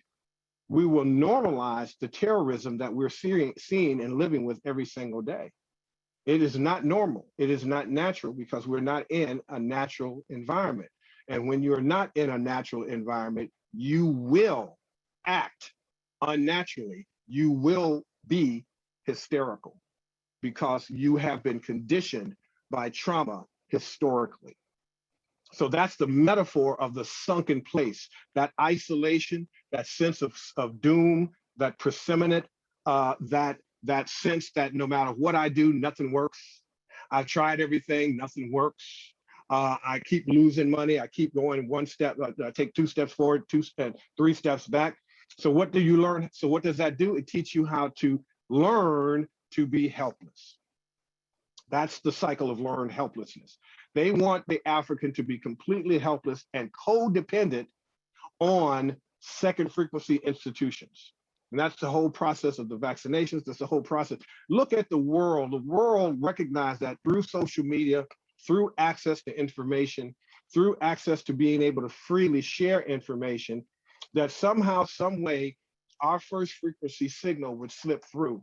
And as a result, the world governments started seeing a population of people that they were losing control over. People were living longer, which was a detriment to the healthcare system. People were happier, which was a deficit to how governments control people. They don't want a happy population. They want a controlled population. They want a fearful population, a population that will get in line and do what government says, so that that 1% can stay in place. That's what we are going through. That is what we are growing through. And this is why we're in this sunken place. Baldwin says people are trapped in history, and our history is trapped in them. And that could not be more profound. We are trapped in this history, and that history is stored in and trapped in our bodies. So what does these 4 quantum entangled traumas, if they're not properly metabolized, what does it do to us in childhood to adulthood? Well, it creates what's known as arrested development. And arrested development is a stoppage of physical development. You see, in order for the Amu to survive, this can go back into Dr. Nana Cress-Welsing's work. In order for the Amu to survive, they had to stop our growth. They had to completely stop us from the ability to think, the ability to produce, and the ability to evolve. Because we had already done it successfully without them, because we created and invented it all. We mastered all of the sciences. We mastered all the biologies and architecture. We mastered everything. So what do we have to do to birth and regenerate a devolved population? Now, nature devolved the African. I had Dr. Clyde Winters on my platform just a few days ago with Dr. David Imhotep. And he agreed that when this group of Africans went into the ice over hundreds of thousands of years, it devolved them, not evolved them. We continue to evolve, but this group devolved to become literally where nature turned them inside out and made them the opposite of what a first frequency African is. And so as a result of them devolving, nature devolved them. In order for them to survive, they had to come out and devolve us. And so that arrested development is the stoppage of our physical and psychological and spiritual development, where we become completely codependent on second frequency for our life, our lifestyle, and our culture. So some of us look grown up, but we're actually kids. Now, how do we quantify and qualify that? How many of you fell in love and everything is wonderful, everything is great, because when you're falling in love, you're in a relationship, you are, for a moment, reducing your stress, you're reducing your trauma. You two come together, you make love, and the orgasms, all of these things reduce trauma. But then you have to go back into the life that caused the two of you to come together in the first place. That axiology creates another level of trauma. So how many of you remember your first argument with your spouse or with your loved one? And remember how both of you acted up and acted out. You might have said things that you didn't really mean, or maybe you did, but that trauma came through and you blew that trauma, that decontextualized trauma, that genetic trauma, that vicarious trauma, everything that's been held up inside of you, you blew it through the person that you love the most. That's why they say we hurt the ones we love. This is the process of how and why we do that. We're not in our natural state. We're not in our natural minds. Our minds have been hijacked by the trauma. The trauma looks like personality. And so it looks like that's what Jarita said to me, but it's really not what Jarita said to me. It was how her trauma manifested what she said. And then it was my trauma, how I coded that and said, you said it the wrong way, did this and tried to hurt me and harm me. Understanding, like what I do with my spouse right now, me and my queen, we already know. Anytime we have a disagreement, the first thing we look at is our trauma and look back for the source of the cause. Ain't nothing wrong with her and I. There's nothing wrong with the king and the queen. What happened to the king and the queen where they come to this situation that looks like an argument, looks like a disagreement? This is first frequency science. This is what we mastered. We mastered conflict resolution. It's already encoded in us. That's why we have to raw member. That's all I'm doing is raw membering our original signal and frequency. If we pay homage to that original frequency of who we are, we will naturally heal ourselves. But we can't do that if we are in the trauma, acting as the trauma, acting as if, and then manifesting our arrested development. And so this, I got this from Brother Brandon Jones, one of our greatest young brother, beautiful brother, psychologist out of Minnesota. He says at the age 14, there are now fewer connections between the brain cells than they were at age 6. So look at how trauma is playing on from at birth to 6 years of age to 14. Look at that. Look at that, what happens between particularly 6 and 14. You would think that there would be a density of neurons firing together, but it's actually less. Why? It's because there are certain aspects of our brains and bodies that are not developed because of the impact of trauma onto our lives. Now, I talked about this when I was here last time, and I talked about the impact of what's called the 4th grade syndrome that Kunjufu gives us that happens to Black boys, but it also happens to Black girls. What happens when you're introduced to the white boy on a stick, the white boy in the sky, and the white boy on a boat?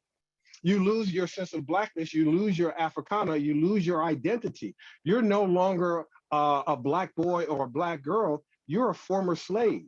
You're a descendant of slaves. And you are now, you are told you are no good, you're told that you're cursed.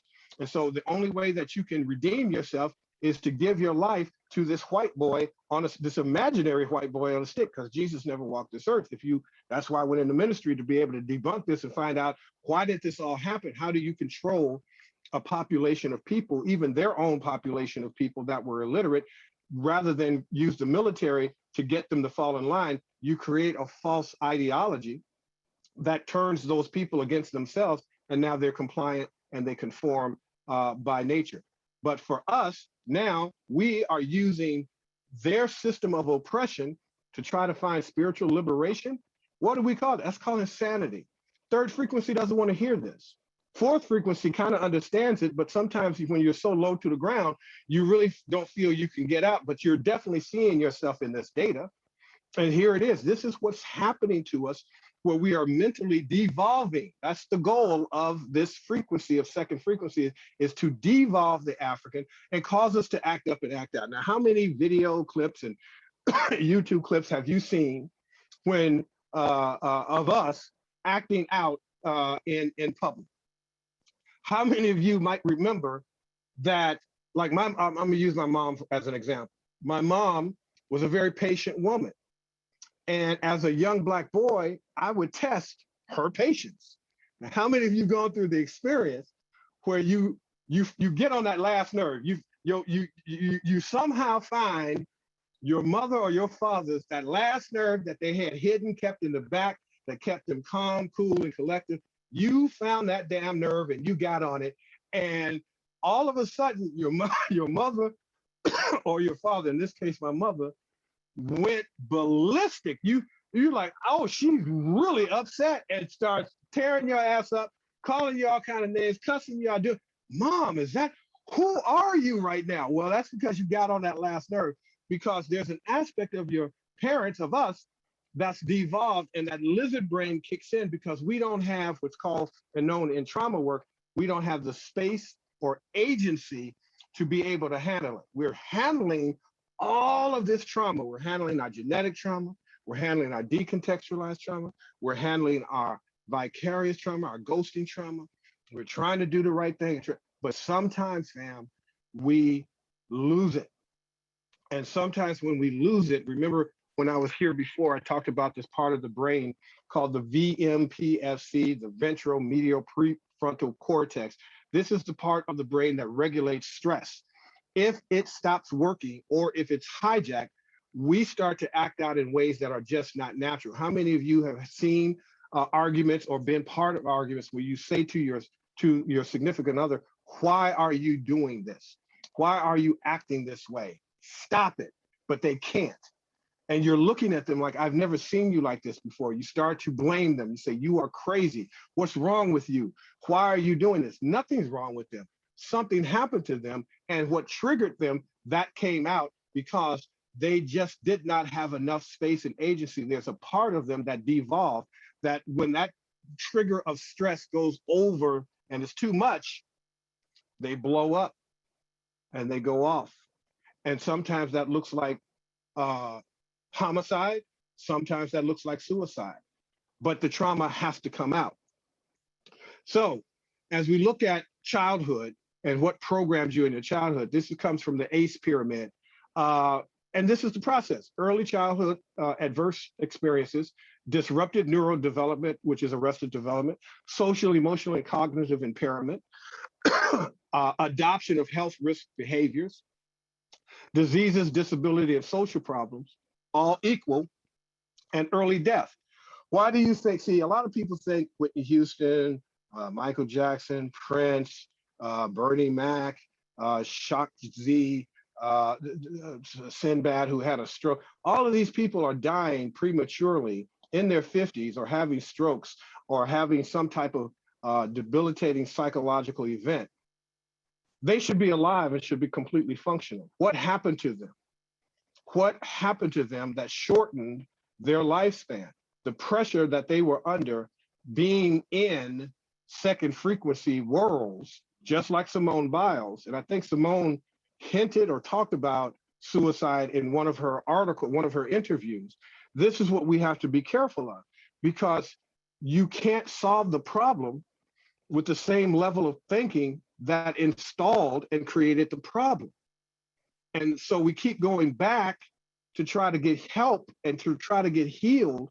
And we can't, because this stuff has been in us and installed in us, axiologically on us. And we can't go back to the person who raped us and say, hey, can you help me out? Can't go back to the person who economically castrated you and say, hey, can you give me a couple of dollars so I can feed my family?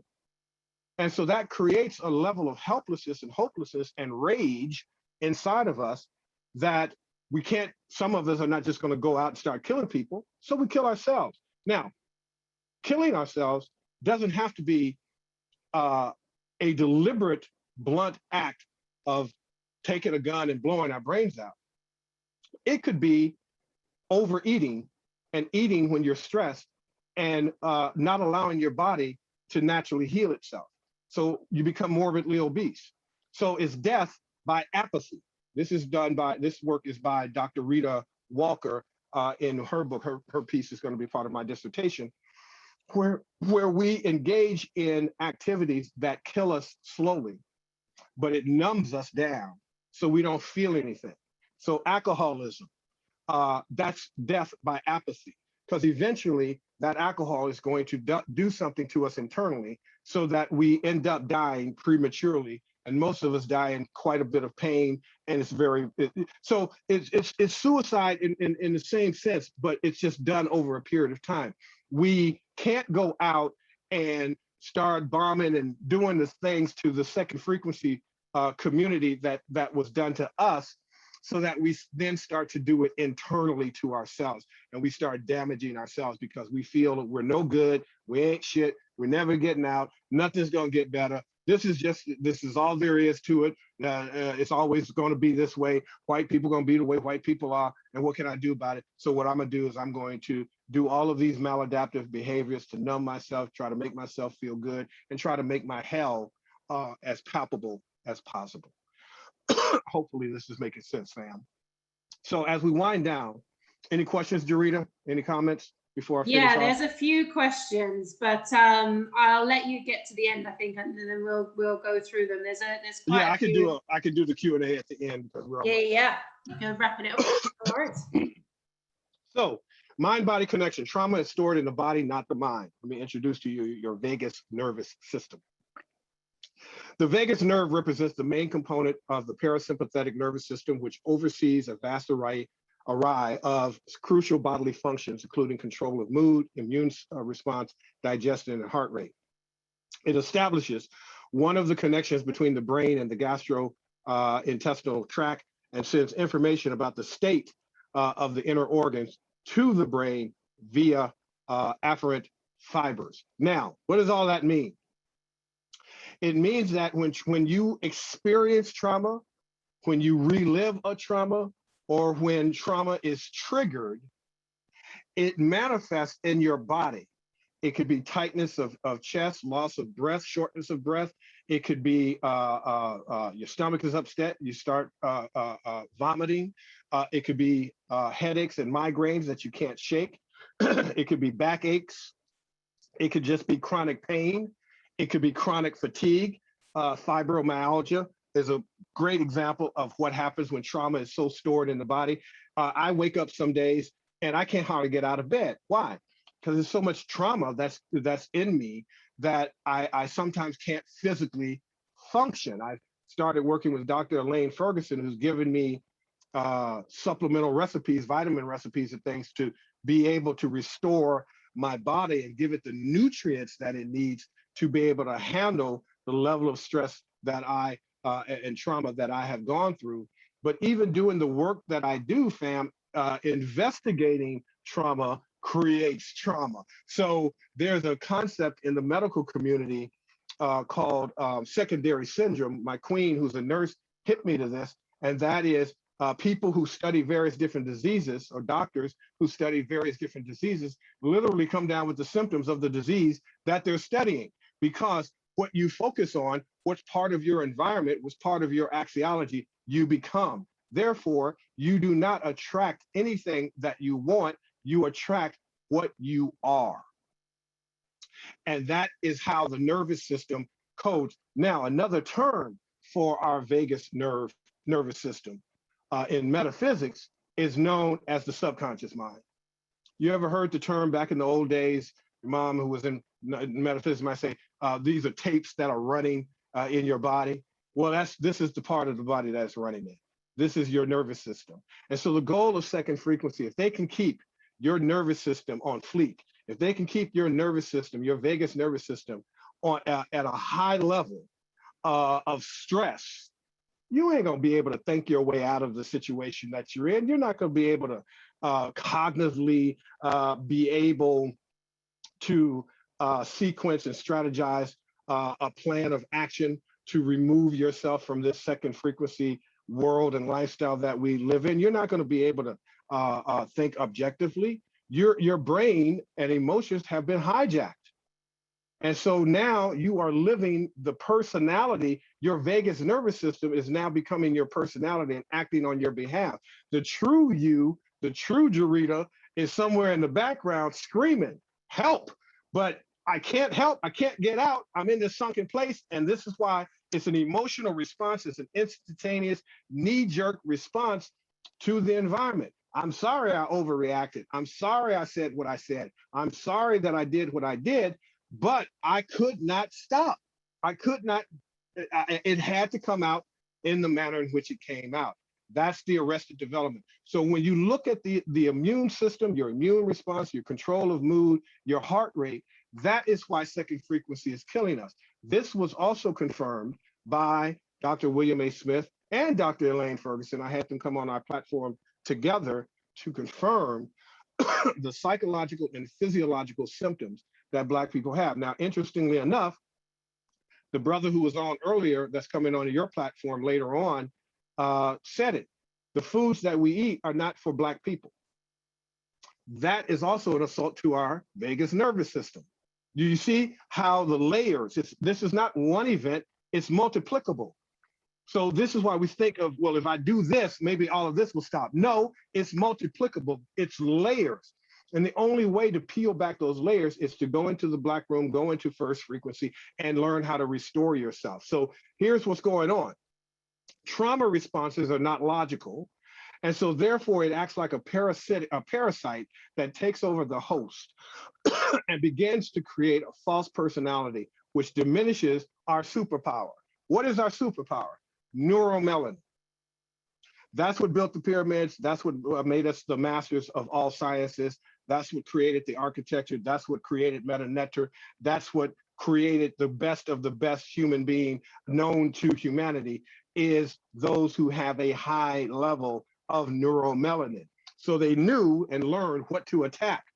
So if we create an environment where their neuromelanin not only is constantly being challenged, but to give them a diet, to give them food, water, and processes that also reduces their neuromelanin and make them addicted to these foods, make them addicted to this environment. And then what they will do is they will do everything they can to get through, get out, but they'll do it within the framework of second frequency. In other words, speaking to Neely Fuller, they'll do it as a prisoner in the prison yard. So in the prison yard, you have a sense of freedom, but you're still a prisoner. And that's what we are going through and growing through. And they are attacking our neuromelanin.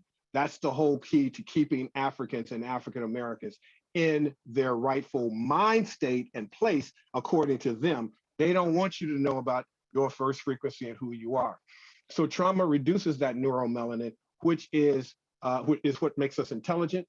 The more melanin you have in your brain, the smarter that you are. And when I say smart, I don't mean in terms of IQ. I mean in terms of EQ. See, many of us have and think at a PhD level. We just don't have a piece of paper to prove it. But many of us have a level of emotional intelligence. Like, I'll be honest with you, everybody who I think is on this platform who has a proclivity for this information, who follows a brother Andrew, who follows a Rev Shock, and follows and looks at and researches all of the people that are on this platform, you are high functioning. You have a high EQ. You have a high level of intelligence because you're not going for the okie doke. Many of you might be fighting with your own family members because they're stuck in third frequency. They're suffering from arrested development. They have been successfully colonized. They have been successfully assimilated. And you're sitting here saying, I know the truth. I know what's wrong with them. Something happened to them. Nothing's wrong with them. But they're not going to listen to you. Oh, that's that Africa stuff. Oh, you don't know what the hell you're talking about. You need to come over here and get this back. You need to go over here and go to church. You need to bring Jesus Christ back into your life. So you're looking at someone who is arrested development that believes in fairy tales that's going to solve their problems. And they have a lower level of neuromelanin than you do. Brother, could we just go back one slide? Could we just go back one? Guys, please grab your mobile phones, take a quick snap. I'm not going to keep him here too long, but I know a few people are asking to go back to this slide. Please just take a picture of it. You've got 5, 4. Actually, let me start that again for those of you who are a little bit slow with mobile phone. We got 5. You got 4, 3, 2, and 1. Let's go. That's called moderation. She know how to moderate a panel. Go ahead on with your bad stuff, Jarita. I ain't mad at you at all. Okay. So cognitive and developmental diseases come from neuroalbinism. So the less melanin or neuromelanin that you have, guess what? You start acting like white folk. You start acting like the Amu. Think about it. Some of us act like them. Why? Because we're sick from being around sick people. Our neuromelanin is being diminished, and so we're devolving just as they have devolved. We're frozen in time because the ice froze them in time. So by being around people who are frozen in time, quite naturally, you're going to be frozen in time. Your frequency is going to lower. You're going to vibrate slower. You're not going to manifest your best life. You're going to die with your music still in you. Why? Because you've been frozen in time. Your neuromelanin has been hijacked. So now you're suffering from arrested development due to all of the trauma that has been installed and instilled in you that has infected and affected your entire life, and then subsequently has infected and affected epigenetically all the people in your space. So this is how the cycle continues, fam. So I'm trying to give you this and peel back the layers of onions so you can understand this is what has happened to you. So sister earlier asked, well, what can I do about it? Everybody, I love my Black people. They 2 slides in. Well, what can I do about the situation? Okay, well, let's talk about it, right? He's like 2 damn slides in. He's like, well, how do I solve the problem? Well, damn it, first let me get the whole thing out first of all, and then we'll get to solving the problem. So here we are. So I talked about this concept of the Black Room that Brother Billy B. Man Bird produced. It's a spiritual technology. Dr. Wade Nobles refers to anything that restores Black people back to their original Africana state is known and called a spiritual technology. So brother who is doing the thing with the women with the fibroids and the medical, he has a spiritual technology because it has a spiritual liberating effect on us when we engage. Brother Muhammad, Lewis, I think it was Lewis Muhammad who was on with Jarita earlier, was talking about the efficacy of fasting. That's a spiritual technology that helps us restore our balance back into first frequency. And so Professor, I call him Professor, I call him Dr. Billy B. Man Bird, who's our deacon at First Frequency of Oneness, developed this concept called the Black Room and wrote a book about it. And that is now available. But here's a video I just want you to watch.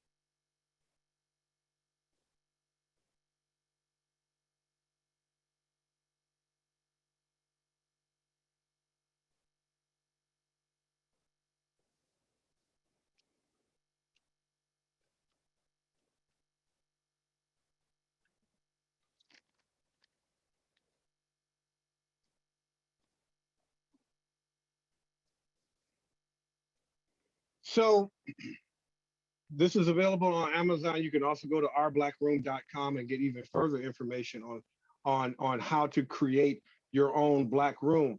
But let me go into this science, even though I might be preaching to the choir right now, but maybe there's somebody here that needs to hear this, and maybe somebody that's new that's never heard it before, and that is this.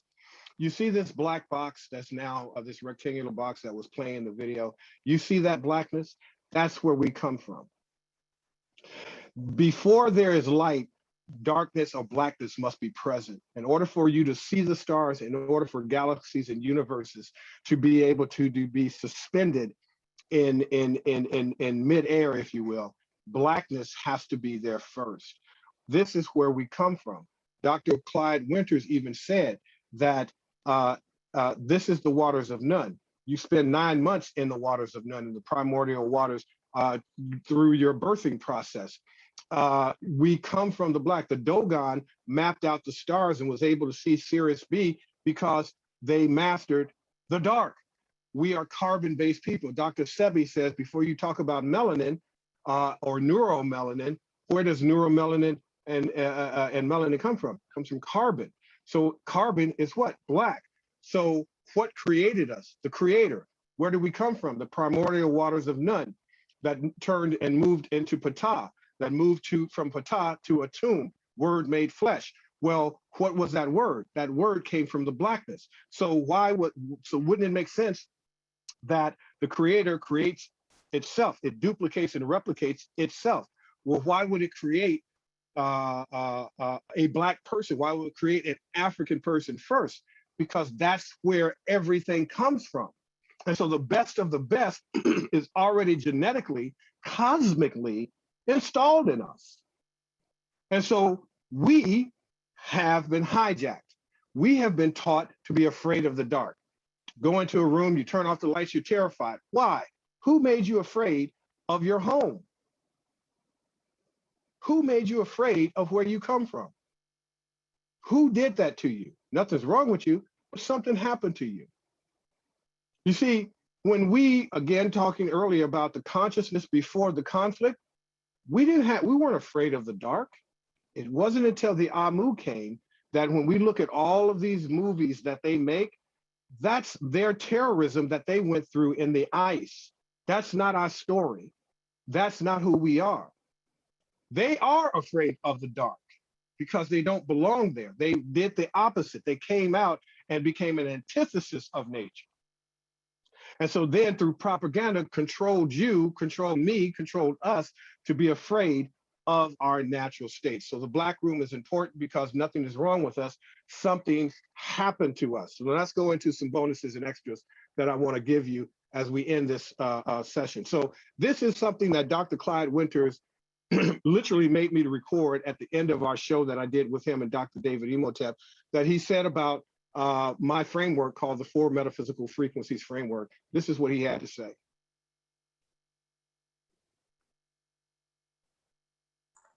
Brother, we've not got any sound. Oh, you're not able to hear the sound? Oh, no. Hold on a second. Well, hold on a second. Were you able to hear the other one? No, but you cut it so short. I thought, okay, don't worry. Oh, Lordy. Okay, now how do I remember I had this problem before. Yeah, so when you click on share screen, there's a little button. When you click on, if you stop sharing your screen and then share it again, there's a little button in the left-hand corner. It says share sound. Okay, hold on a sec. Hold on a Ricky Tick. Okay. So when you press on the share screen button, it says share sound in the left corner. If you click, there we go. Boy, Jarita, that's why Andrew Muhammad loves you so much. That's right. Okay, there it is. There it is. Go ahead, sister. Teach a tech guy some tech. I ain't mad at you at all. Okay, here we go. Now let's go back. Okay, let's turn that off. And so let me go back to this. A little video. Okay, let's do it. Let's do it. Can you hear it now? Perfect. I know that many people, we people of African descent in particular, we have altars in our house. And that's good. One step further is, well, what type of room do you have your altar in? And that's the black room.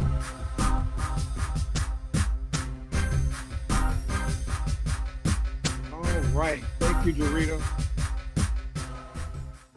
Oh, I just love the blackness in the black room. That's how it works. That's exactly how it works. So now let's look at this piece that Dr. Winters tell us about these 4 frequencies from his understanding as a researcher. He's been researching our works since 1973 and took Van Serderman's work and everybody's work to another level. This is Go what I ahead, have to Dr. say. Winters, about frequency. Okay, as I said earlier, it's very important to understand that Reverend Matthews, you've given a theoretical basis that explain why white people under white supremacy has to fight teaching of history. They want us to only study slavery. They only want us to study colonialism. They're afraid of ancient history because ancient history says that we are a first frequency people. And because we're first frequency people, as you've shown. And see, remember when I say theoretical, what I'm talking about is that, remember, you begin with a theory, right? Then you confirm the theory, then it becomes a law. In reality, what you're teaching, Reverend Matthews, is a law. But we have to, when it says demonstrate, that it's not just a theory, by showing that history supports your theoretical constructions. Wow. You see, there's paradigms. There's paradigms that you have to look at. And so I look at this from a scientific basis. Yes. And if you're going to look at history from a scientific basis, you not only have the content of the history, but you have to have a foundation. See? And the foundation is that we're, number one, prisoners.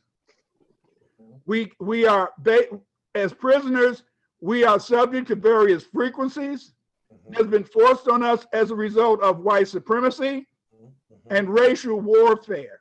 Remember, racial warfare is the key to understanding. You cannot be a Black researcher and not say that Black people exist, that there is a Black race. But you find all these third frequency people trying to run away from that idea that we're Black. Because, see, they don't understand. When you study ancient history, you understand in a sense that ancient history is a checkerboard, the Black and the white. But God was what? God was the great beyond, so God had to be Black. That's right. Because we're surrounded by Blackness, but God, in a sense, allowed us to have some light. That's why we live on this planet. But once you leave the planet, everything is Black. We're in the arms of God. Around. That's right. We're in the arms of God. And so your ideas of frequency allow us to be able to put closing on why they hate us to teach history. Because when you look at frequency, and you know these people were Black at one time, but their experience in the cave made them hate you. Haven't you ever wondered? Haven't you ever wondered why they hate foundational Black Americans? They love Caribbeans. They love Nigerians, Africans, but they don't like foundational Black Americans because we dare to challenge them. Not only do we challenge them, but every time they look at you, they look at your genius. We built this country. They've always told you that you don't have a culture. American culture is our culture. The food they eat. The only culture. The music. American culture is our culture. But you have to understand that this is hidden from us because Black people don't understand that they're first frequency. See? And because they're first frequency, you have to move them away from the third frequency and definitely from the fourth frequency. And the only way you can move that is by allowing people to know their ancestry. See, remember, Right, that's right. Our ancestry is African. We have African ancestry, every Black person on earth. But every Black person, may they live in Nigeria, may they live on the Pacific Islands, they have a different heritage. See, my heritage is Mississippi. I know that the Winters brought my great-great-granddaddy to Mississippi. And they became the Winters. But then I know on my mother and my grandmother's side, these were Choctaw. And because they were Choctaw, they came together and they became foundational Black Americans. It's very important to understand that we're the Aboriginal people. Why are we Aboriginal? We're Aboriginal because we're a combination of those Black people who already lived here and our ancestors who were kidnapped from Africa and brought here. See, the so-called colored people. Yes. But you have to have a theoretical foundation to understand any paradigm, to understand how to present historiography And that's where you come in, Reverend Matthews, with the frequencies. So you can kind of get an idea that my mind was completely blown by Dr. Winters because it was completely unsolicited. I had no idea he had studied my work, followed my work for a number of years, because I hadn't talked to Dr. Winters in about at least 2 years. So I was blown away when we did this show with Dr. David Imhotep to talk about his book, The First Americans Were African, and to go into that deep history of what it means to be Aboriginal, what it means to be Black, where we all come from and how we migrated. So that was a great conversation. And within that conversation, Dr. Winters started talking about first frequencies. Say, Reverend Shock, Reverend Philippe, tell us about the 4 frequencies. I'm like, how the hell you know about the 4 frequencies? I never told you. I had a conversation with you about it. But what it did for me is it allowed me to, one, know that my job as a minister is to administer to the community and to restore the balance. My job as a minister is not to keep you on a 7-day cycle or system that gives you hope but never gives you a how. You see, if you keep going back to these various different ministries versus, denominational versus non-denominational, and you keep going every 7 days, but you keep having the same problems, the same challenges, something is not right. They might be ministers, but are they administering to you? Are they just preaching and giving you hope to be able to sustain yourself, but are they giving you the how to be able to retrain yourself and to free yourself? And so Dr. Winters gives us that glory and gives first frequency and the 4 metaphysical frequencies a place in academia and historiography and to be able to restore that balance. So free on iTunes and Apple Music and Instagram, Facebook, all of these places. You can go. I have an EP called Nothing is Wrong with Black People, Something Happened to Black People, where I really break this down. You can listen to it in your car. You can put it on any of your devices. It's under the Metaphysical Morpheus, and that is free to the public on all streaming platforms. Also, you can enroll for free to our Affinity e-course at firstfrequency.com, the number 1 stfrequency.com. And if you're really seriously serious, we've got a really powerful group of virtual congregants on our Patreon.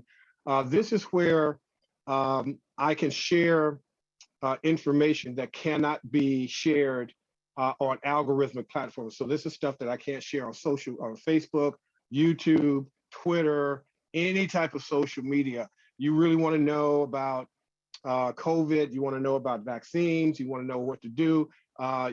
Even the vitamin therapy system that Dr. Ferguson put me under, you can go there and learn it and get access to it.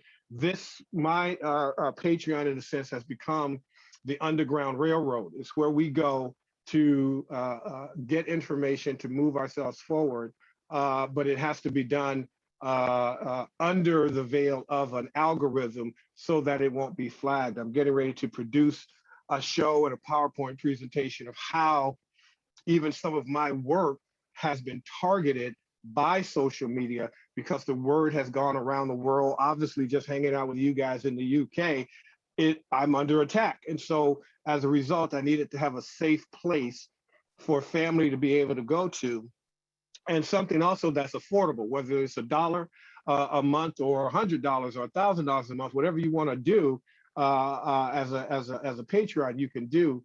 But you can come in there, have a safe community, safe environment, and be able to get the how to the hope that we need as first frequency foundational Black people. Now, also, this PowerPoint that I just presented to you, I'm going to be taking and putting it into a PDF, so you'll be able to have access to that. You can go back, click on the links and everything, and go back and do the deeper research. So that being said, practice this frequency, your first frequency, every day, daily, and repeat our affirmation of power 7 days a week, 7 times per day to give you a restoration. So I will start it out by saying I am one with first frequency. I am one with first frequency. I am one with the first thought idea. I am one with the first thought idea. I am one with the firstborn people. I am one with the firstborn people. I am one with the only one. I am one with the only one. Ashe, Ashe. and so it is. And so it is. Amen. Thank you, my beloved community, for allowing me to share this with you. Uncle Job Sinep, life, prosperity, and health. And now we're going to take it back to Goddess Jarita. I'm going to stop sharing my screen and come out and let everybody see my lovely face. Of course, I'm lying. But anyway, how you doing? Brother Muhammad, how you doing? Wow. Brother Leo, do you want to start? I've got a ton of questions, but I'll let Brother Leo jump in because he's jumped on. I can see he's ready. I mean, no, beloved, it's just absolutely phenomenal. Thank you, beloved. Just really want to just thank our brother so much for such a powerful presentation. I mean, there's so much in there in terms of really that healing process that's needed, that understanding first and foremost, the unpacking of what it is that's happened to us, where we live, the kind of environment in which, and you know, at one stage when brother was teaching, it just really struck me just how much there's a scripture that says, born in sin, shaped in iniquity. And it just struck me that, you see, some people make the mistake of thinking that's talking about some sexual thing or something like that, the sin or whatever, but it really isn't. Born in sin, it's born into a world full of sin. And then that world shapes you in iniquity, inequality. Right. And you know what our dear brother, Reverend Shock, broke down, how, in a sense, one is trapped within this matrix of a system that you just can't escape. There's, you know, you've got to really understand first and foremost where we are, what we're trapped within, and then we have to then seek those solutions outside of that system, because that system, we can't use the system to free us from the system. And so that was the thing that really struck me about this. It's, if our people are really listening, it's really 100%. giving us the tools to understand that often what we're trying to use as solutions, because it's attached to the system, it's part of the system, it's no solution at all. So brother, I can't thank you enough. I was very quiet because I was really just listening and feeding on that wonderful presentation, as always, because brother, Thank you, beloved. Thank you. Absolutely awesome, brother. Thank you for that. Ashe. Ashe. All right, Jarita. All right, so let's do this. Well, I'd like to say that actually everybody is congratulating you. We've already got people asking you to come back before you even finish. People saying, "Can you come back?" So we have to book you already for the next time. People are like, "No, we can't go. Let's get him back. Let's book you in already." I'll do it. I'll be back. So yeah, same time next week, I think. Right, exactly. What are y'all doing tomorrow? Yeah, exactly. Right. But yeah, no, Brian especially, he said, we appreciate, he wants me to let you know that we appreciate you in the UK. He says that I need to tell you that you're really good, and I appreciate his descriptions and examples that he gave. Thank you. I mean, mind-blowing examples. It's just, the praise has been just, it's outstanding, and the presentation you gave today was fantastic. And I appreciate the praise, but I really want the family to see themselves in this data. I want you to see what happened to you, and then be able to see, using the Black Room, how to get out. Yeah. And how to inoculate yourself, how to insulate yourself, and prepare yourself to go out in the world. Every day I wake up and I go in the first thing I do is go into the Black Room. In fact, when we're asleep, we're in the Black Room. We go back into the primordial waters of Nun. And that's how we restore. Why do you think sleep is so important? Why do you think everything that we do in this environment is designed to make us insomniacs? That we become so stressed, so worried that we can't even sleep, so we can't restore our neuromelanin. There's a reason for that. And so going back into the black room and being able to control the images and everything that's in the black room, one of the processes of the black room is in this room, there are no white images. There are no second frequency images. There are no second frequency sounds. What we've discovered through this research that I put in place is that hearing, literally, hearing Siri or hearing Alexa is a trauma trigger in our bodies because the Amu is not a natural sound of nature, and in Africa. Come on. So just hearing them talk and speak on the radio, on commercials, in social media, keeps that trauma in place. So we have to restore ourselves in the black room to be able to have a protective spiritual armor and shield that we can go into. How many of you heard the term, and Stevie Wonder gives us the glory, living in the world but not of it? That's right. That's what this is. That's what frequency is. First frequency gives you the ability to, in the black room, gives you the ability to live in the world and not be of the world. So I can go and I can speak to the second frequency Amu. I can speak to my third frequency family. I can speak to even my fourth frequency family, but I don't identify as such. I'm not one of them. I'm just I'm bilingual. I have multiple languages and frequencies that I speak, depending upon the situation that I'm in. I'm always first frequency. I'm a God having a second, third, and fourth frequency experience. Yes. Yes. Boss, I see you. Lick, shot, pump, Babylon, all day, every day, a dreadlock rasta. And all of that. I said that to my queen the first time I heard it. I went to my queen, I said, rice baby, and lick peas. shot Yeah. Babylon. She thought I said something about a Bible. I said, well, no, baby, that's what I heard in the UK. They said lick shot Babylon. It's like, well, why would they want to lick and what is shock Babylon? I don't know, but that's what they say. So it's just a beautiful thing. I love the language. I love the translation. It's awesome. I love my family. This is what I do. And I believe all of you are ministers and PhDs. One of the things that I wanted to do with this ministry uniquely is I wanted to not just level the playing field and teach the truth, but I wanted the congregation to have the same level of access of information as the minister, which is me. Y'all have to know this. And I don't accept tithing. I don't want to set up a situation where in order for you to have access to your first frequency, in order for you to have access to God, you got to give up X amount of tithes per week. No, that's not right. That's not right. That's not my art. So we're just kind of doing it in a very different way, in a very unique way. And again, I'm just really blessed by the community and by our scholars that are now beginning to see this framework is the process that we need to be able to restore ourselves in many ways for the very first time. All right, so I'm aware that we have gone over time, so I do have some questions, and okay. You've still got 300 odd people on the platform, so I am going to answer questions before these people try and find me and say that I didn't ask the 2 questions that they sent in. So we're going to try and keep it as condensed as we can. No problem. And see if we can get through as many as possible. So Hazel just asked, has the affirmations that you said, do they need to be verbal or can they be non-verbal? They can be both. You can repeat that affirmation of power verbally. I sometimes, because I'm in situations, I have to say it in my head.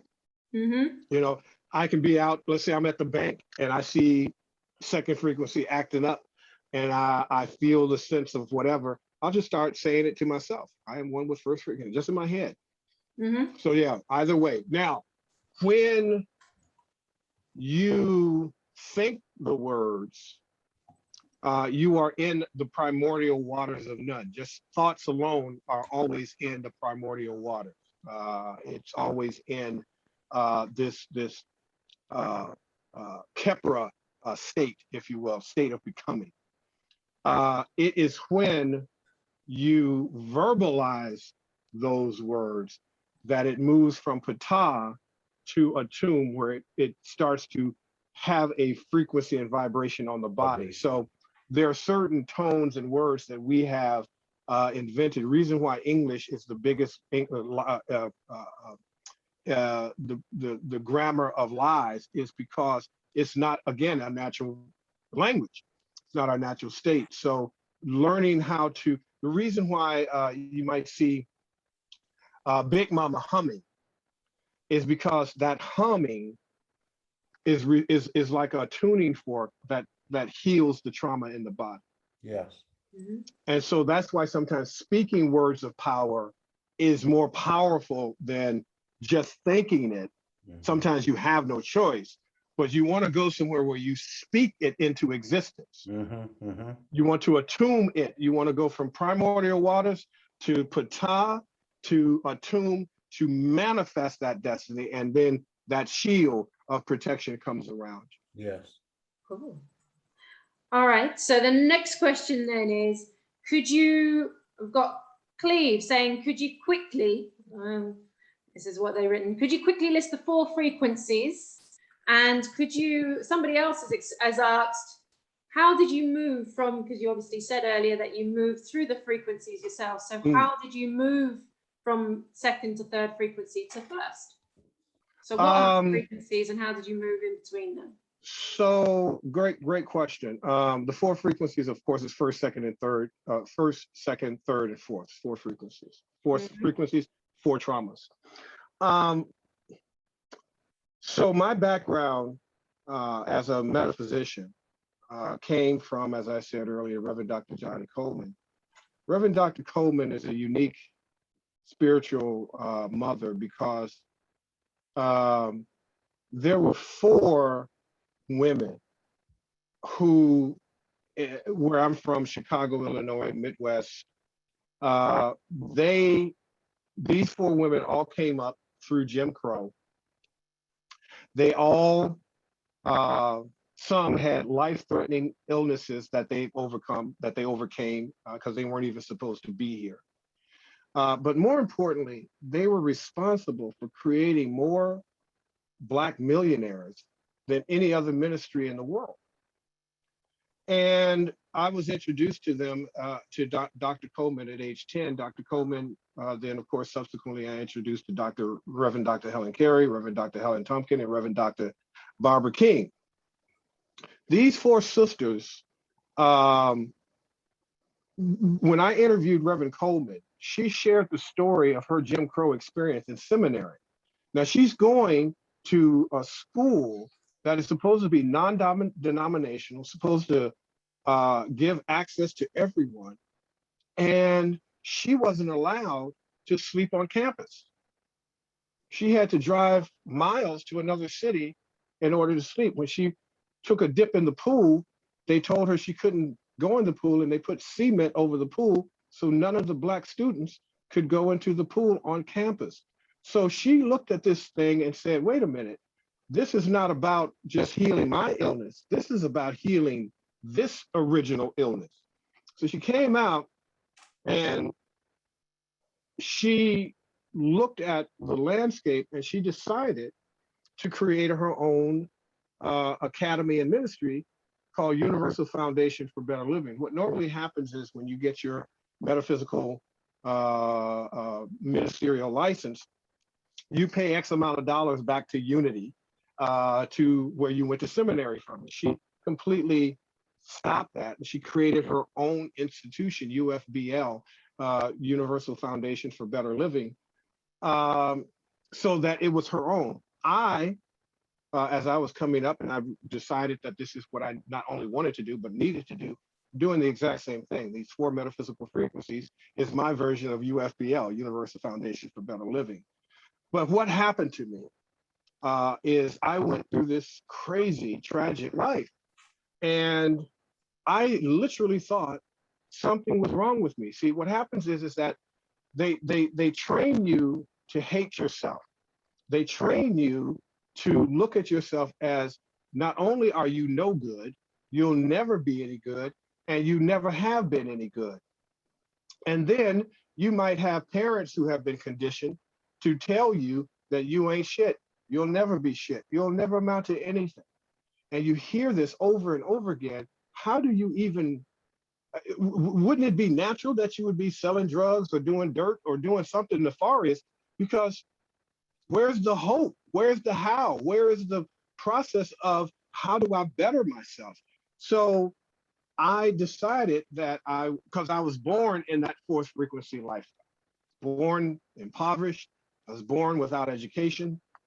I dropped out of the 6th grade to take care of my mother at 10 years of age, and then she died 4 years later. She was given 4 months to live, but she ended up living 4 years because of her intersection with Reverend Dr. Coleman.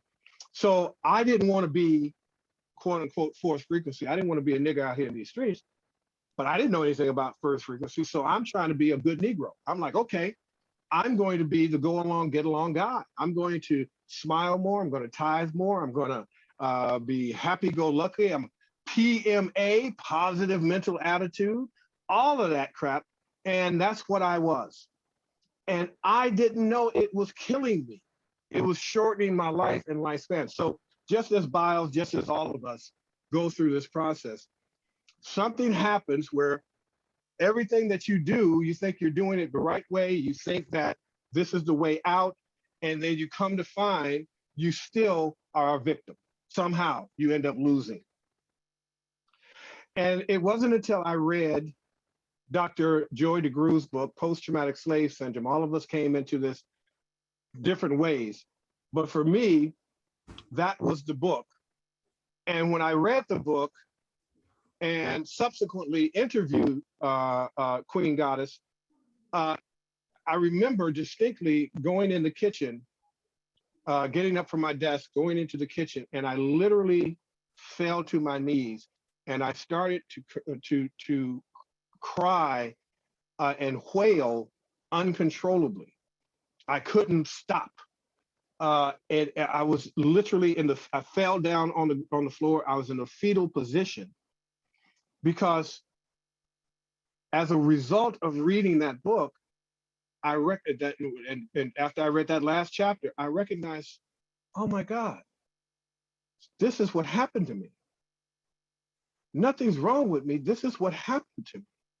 And that caused me to then take an even deeper dive and go even beyond the science that Joy DeGruy taught us in post-traumatic slave syndrome.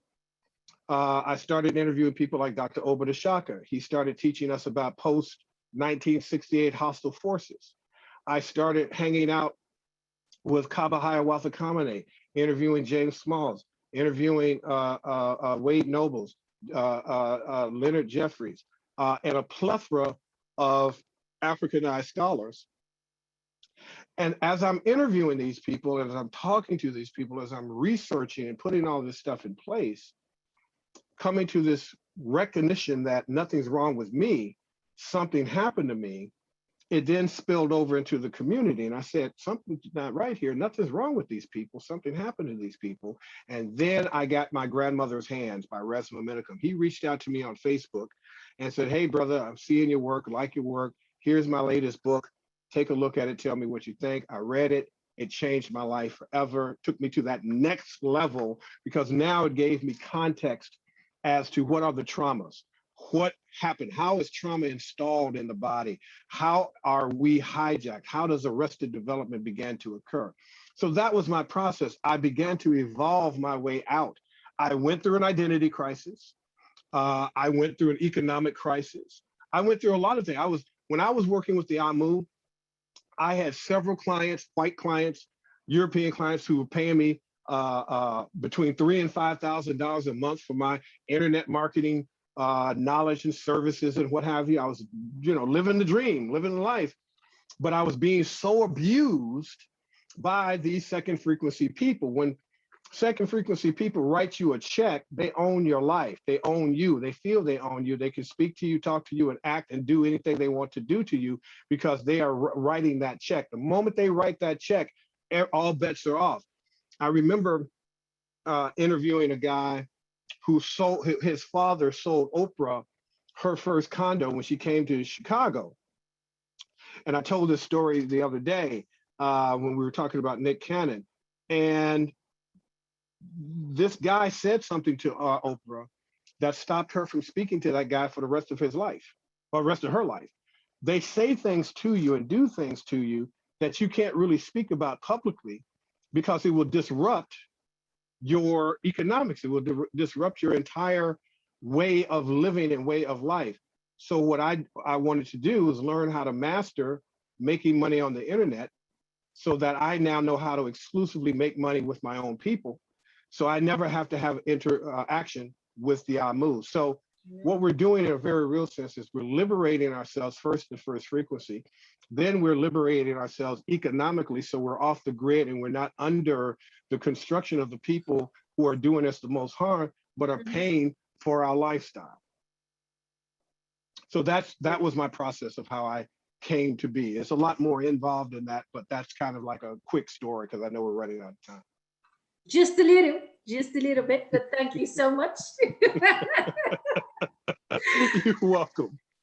I have a couple more questions, and I'm gonna push a few through. Andrew's not here to stop me tonight, so That's right. That's right. Nobody can cut you off but you. That's right. You have the power. I have the power today, so I'm going to keep going. There's still lots of people waiting for their questions to be answered, so I'm going to go through. Olive asked a question, so I'm going to combine a couple actually. So Olive asked a question earlier. She said, does the trauma intensify depending on where you live? Boss asked about if your partner is from a different race, does that have an impact?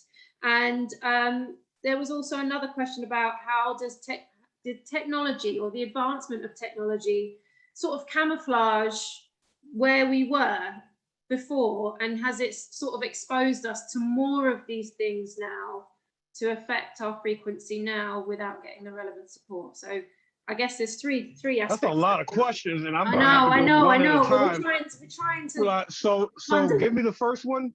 So the first question is, does the trauma intensify depending on where you live? Where is a good place to live then, or if anything? Is there anywhere? Well, there's no place you can live safely without trauma. That's unfortunate. So that's why you need a black room to restore yourself. There are places obviously that have more trauma than others.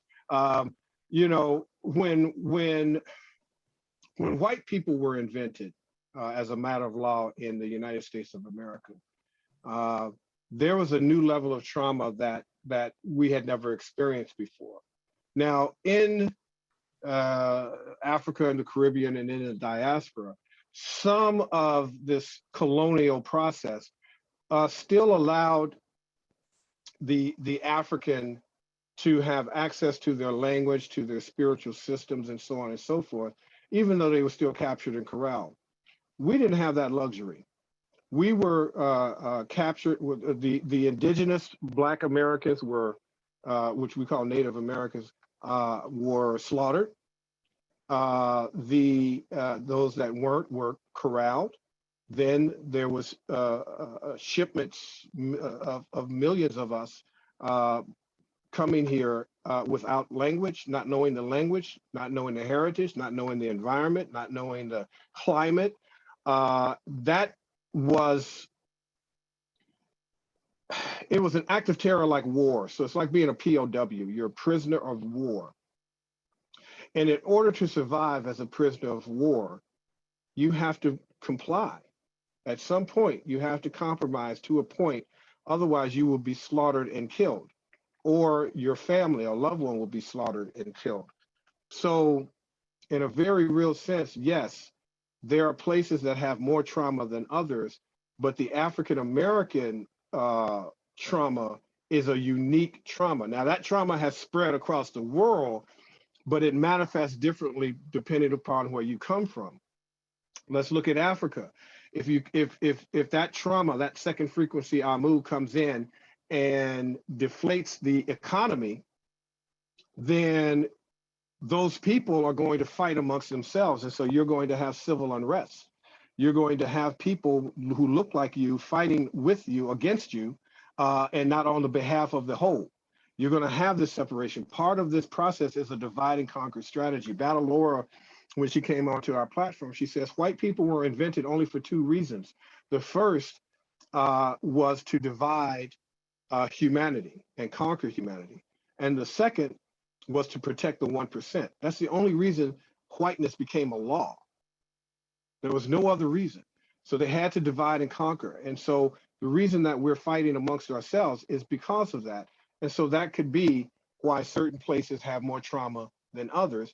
So if you can't escape it, then what do? You create your own underground railroad by creating the Black Room. You have a safe place that you can go to, that you can create instantly wherever you are in the world to be able to inoculate yourself from that trauma. Second question was, Jarita? The second question was about if your partner is from a different race, does that affect your frequency? Ooh. Yeah, that's a good one because I've interviewed people like Karen Parsons, who you know, as Hillary on the Fresh Prince of Bel-Air. Her father is white, her mother is Black. I've had these conversations with her. I've had conversations with a few people, and that is, well, first of all, many of us are a product of rape and molestation anyway, in terms of there's some amu in us.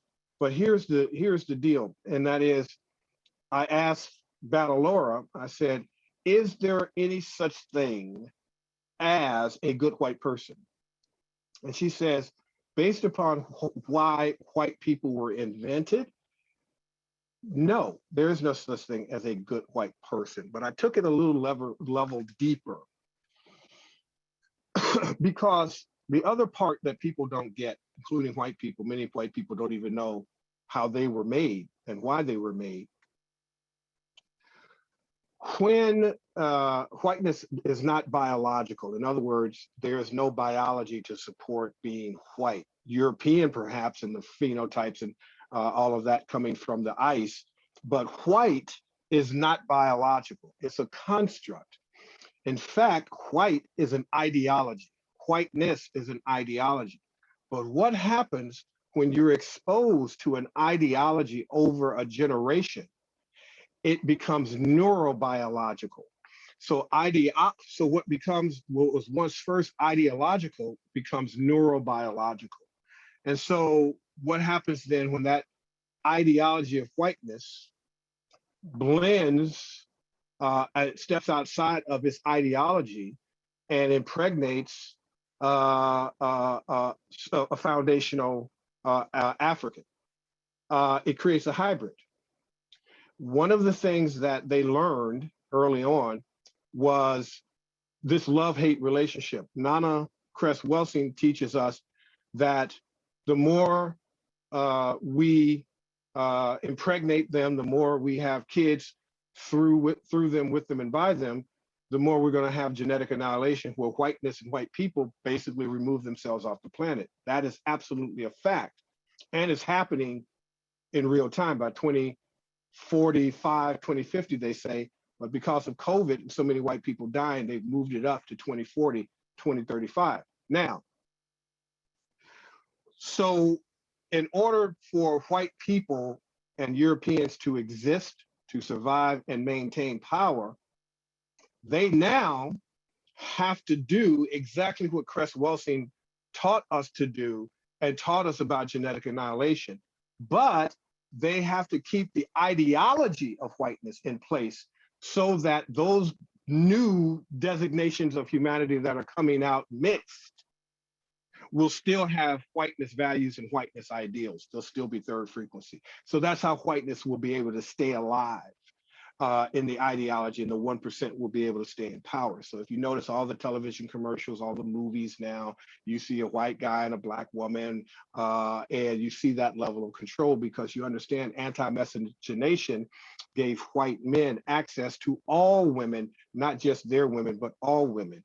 And so now they're impregnating our queens. And when that child, as that child is growing up, that child sees the social hierarchy. Well, it looks like my white mother or father has more social equity and power than my black mother or father, the black side, whatever the side is. And so that child then, this is the science of racism. It's called race technology that I presented to you a few months ago. This is the technology of how whiteness and whiteness attitudes survive. You and I know they are third frequency that act and move just like white people. It's scary.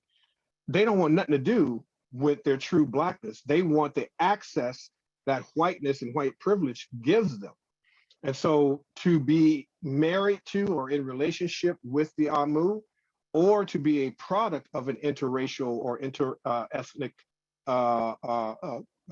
group, you have to fight to be first, to recognize your first frequency, because it's kind of like the blood of the vampire. We look at the movie Blade. You know, he had to take a serum so that he wouldn't develop the thirst. The thirst was white ideology, whiteness. That's the thirst. I really can go over here, maneuver as a third frequency, white aligned, European aligned person, but I am B1, I'm black first. And so I have to take this serum in the black room to be able to inoculate myself and live my first frequency, regardless of whether or not I have been bitten by the vampire, or even if I was born a vampire. Wonderful, lovely. All right, so what was the third question? The third question was about technology. So they were sort of asking, and I guess that the answer was in the question really, but they were asking about technology. Has technology made us more exposed to this type of thing without the proper support? Made us more exposed to things that reduce or affect our frequency, I guess. Oh, absolutely, absolutely.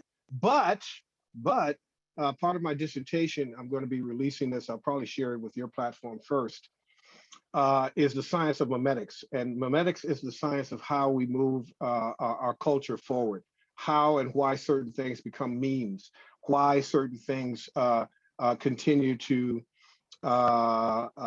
be talked about, have longevity, and have a level of fidelity and fecundity that we continue to duplicate and replicate in our society.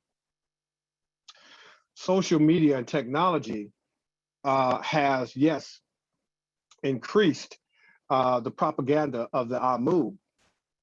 But the flip side of that, social media has also created the antithesis of the propaganda.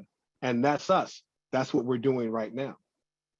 So in a very real sense, every time they do something to try to harm us, it always backfires and becomes something that we can use to move ourselves forward. So I'm using technology and media and social media and all of this internet marketing and SEO stuff. I'm using this against them. So I'm the anti-propagandist. I'm restoring the balance and telling the truth, and using the technology that they have created against them. And so that's what we have to learn how to do. And this is what Dr. Claude Anderson teaches us how to do and admonishes us to do, that we need to own our own media. And so we need to, this video, however it manifests, when it gets on YouTube or whatever, y'all need to send this everywhere you can, post it everywhere you can, so that more people start to automatically move into their first frequency, recognize their first frequency, come to a realization that they've been first frequency all along. Let them go through that process, but that's how you level the playing field and eventually overtake. Once, like Dr. Winter said, once you know your ancestry versus your heritage, you have all of the power you need to move in this world, and you have true power to walk the earth as a god and a goddess. Thank you. Now, I'm warning all of you, don't send in any more questions. There's 4 more questions in the question box. 4. If any more than 4 goes in there, it now gonna get answered tonight. So, but I promise that I said we would answer those. There's still 300 people on the platform. You're mad people. You don't want to go to your bed. You don't want to go to work tomorrow. But I was like, yeah, don't you have to get up in the morning? It's it's 10 o'clock at night time now. Like, yeah, I don't know why everybody, this would be my bedtime. It's 2 o'clock in the afternoon here for me. I think Sister China's even gone to her bed, but thank you so much if she is still there. Thank you so much. But I'll answer those 4, and sir, if we can try and keep it as concise as possible so we can hopefully close up. So I'm going to give you some short ones first. Edwina says, how long should you stay in a dark room in order for it to be effective? That's a nice closed question. Great question. The black room, the dark room, the black room. as long as you want to, or as minimally as you want to. What you want to do is create space and agency. So what it could be 30 seconds, it could be a minute, it could be 10 seconds, it could be 10 minutes. You just have to develop a daily discipline and practice of it, and try to do it as many times during the day as you can. So let's say that you're at work. You can't go home and go into the black room. So what do I do? Where is it here? I don't have it in front of me. They're behind me. But you see these headphones. These are noise canceling headphones. When I turn on the noise canceling, I can't hear anything. And then I take a blindfold and I blindfold myself. I have these, when you go to ourblackroom.com, there's links to the blindfolds that I use that just block out all light, no matter, I mean, it could be a nuclear bomb going off, no light's going to penetrate, and then I'm not going to hear anything. So now when I don't hear and I don't see, I'm snapped immediately into the waters of none. I'm snapped immediately into a stillness where I'm safe. Mm-hmm. And so that could be 30 seconds, it could be 10 seconds, but when I am not in my black room or have access to my black room, I make a portable black room that I can take with me anywhere, wherever I'm at. So that might be going to the bathroom, take it. Oh, Bob says something stupid to you, or Jennifer touches your hair, does something stupid, some racial microaggression. Excuse me, I'll be right back. I gotta go to the restroom real quick.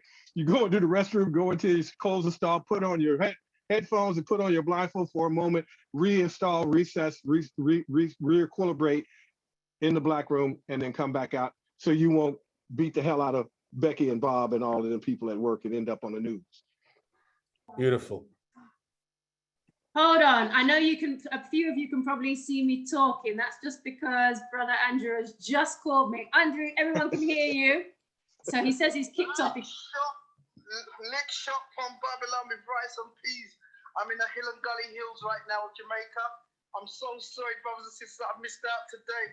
The internet kicked us off and we couldn't get back on again. I'm so sorry. I hope you had a great show, Reverend Shock, Sister Jarita, Leo Mohammed, and Sister China.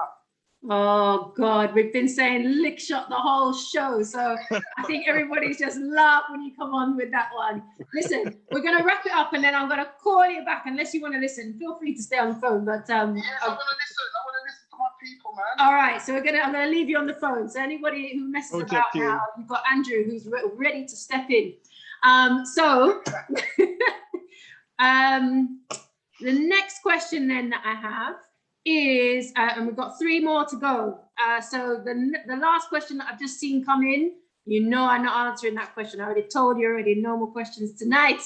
So, so going down to the 3. The next one is somebody would like the name of the author for The Death of Apathy. It's something you mentioned earlier. Dr. Rita Walker's The Unapologetic Guide to Mental Health. Lovely. The next question I have is from Prudencia Wood. This is the penultimate one.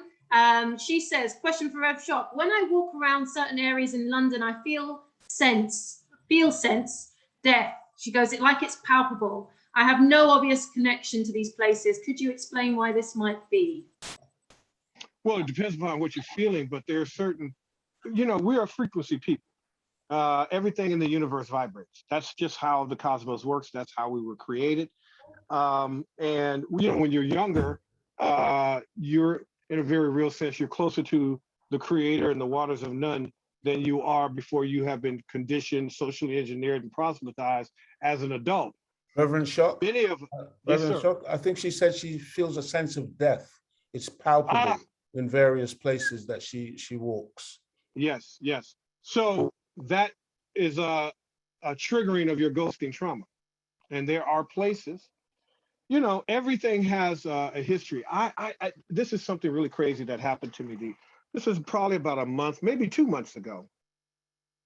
I don't know who I was interviewing. I don't know what I was doing. I think it was maybe coming out of the black room. But I was looking up at the sun. I was looking at Ra. And the term Ra member came to me. And what the ancestors said is that Ra, the sun, has a memory of everything that has ever been done to us. And it took me back. This is crazy, but watch where I'm going. Hopefully this makes sense, family. There was a movie years ago called Poltergeist that came out, and it was the scariest movie of the Amu that you could ever imagine. But the premise of Poltergeist was this house that these people lived was built atop of a graveyard, and the bodies hadn't been removed. So those people that were killed in the graveyard had a frequency. But when you build something on top of it, you're trying to erase that memory, you're trying to erase that frequency, but you're in the home and you feel some kind of way. And I thought about that movie, and then I thought about us. How many of us are sitting up in office buildings, in our homes, in a coffee shop, and underneath that ground, many of our beloved ancestors might have been slaughtered, lynched, raped, all kinds of things happen on that soil. So it is very normal and natural that as you move about this space called Earth, that these second frequency people have hijacked and inhabited, that you would feel some kind of way in various different spaces. So I would say go, if you have the time or if it matters to you, go back and look at the history of that area. What happened there? What was the historical history? How did Black people die there? How was Black people treated there? And you're going, because again, if we can feel and speak to our ancestors, wouldn't it make sense that we could touch an object and feel the ancestors of what happened to them there too? Energy. That's what we do. This is who we are as frequency specific people. Hopefully I answered that question. No, you definitely did. You definitely did. So this is the last question. This is it. Lies. I saw a few more in the chat. Listen, I'm turning a blind eye. After 10 o'clock, you guys need to behave on a self. Lloyd, I will pass on your Louis details got to get back to that Andrew. landscape behind him. That's what he's I will pass those on. Andrew, there's somebody in the chat who says you need to call them and you need to go for a link up. So I'm going to send you the number when we finish. I know you're still on the line, so I know you can hear me. So the last question is this, and I think we kind of cheated this one earlier. I know this person said, can you list the 4 frequencies as they're missing that knowledge? And we sort of said, yes, it's 1, 2, 3, and 4. But is there a way, I guess, what they were actually asking, and we were being cheeky, I think, by saying that, is we were, I'll admit, but could we break down what do the different frequencies look like? So maybe we can then try and define or try and assess, analyze, and feel where we are currently, or what kinds of behaviors that we would do at different frequencies. So sure. Well, that's good. That's a long answer, but it's good. Let me try to truncate it as much as possible. First frequency is our original vibration, a signal of the African. It's the first, we're the first thought, idea, concept of God, created in the image and likeness of carbon, created in the image and likeness of Black and Blackness, which is why the African was first. Second frequency is the group of Africans that went into the Caucasus Mountains and came out anti-African, anti-first frequency, and that created a devolved lower frequency that we call second. Also, in that second frequency, there's a sect or group of that second frequency Amu that refers to themselves as the chosen people. Because what happens when you don't have a first story, you have to create one.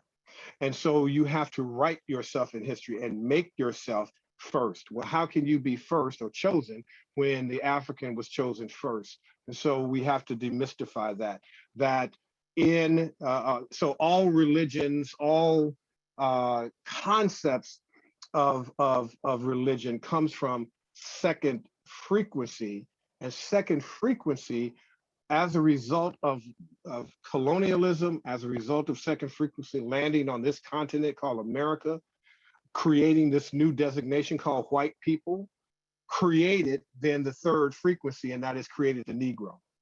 And the Negro is a person who is complicit to second frequency values. They'll trade their own family, betray their own people to survive originally third frequency, the Negro or the colored, had to conform. They had to be complicit. They used domestic terror, lynching, rape, murder, legalized lynching, rape, and murder to control us so that we wouldn't go back to our original state, investigate our original frequency. And so third frequency, if I go to church and I believe in this white boy and a stick, if I get their education, maybe I can have some level of peace.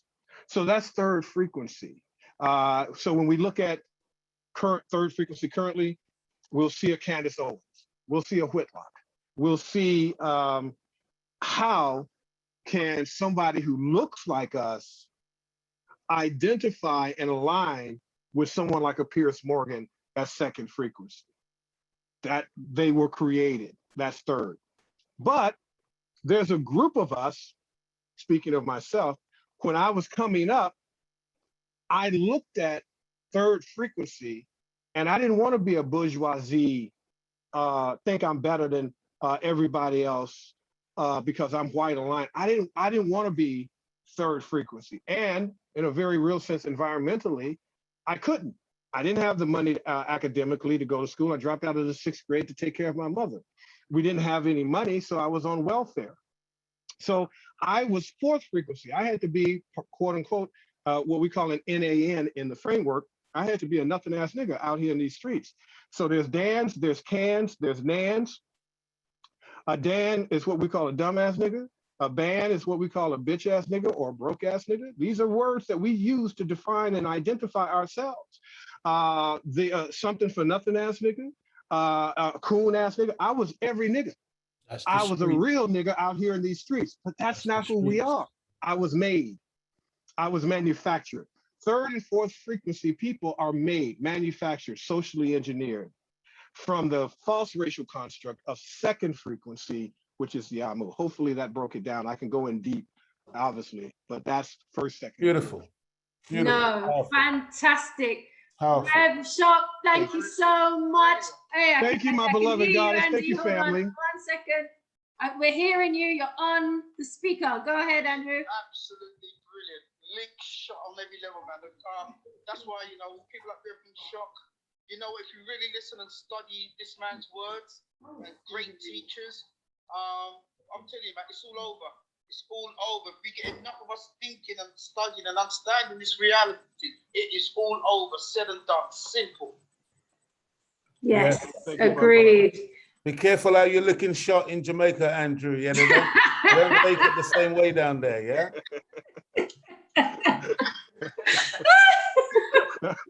Oh God, thank you all. There is still 300 people on this platform at ~10 at night. My Thank Lord, look you at everyone. so This is much for amazing. being I just love, here, you know, all I of love you. to say, I love you guys. I love coming on here because y'all just make me feel so amazing.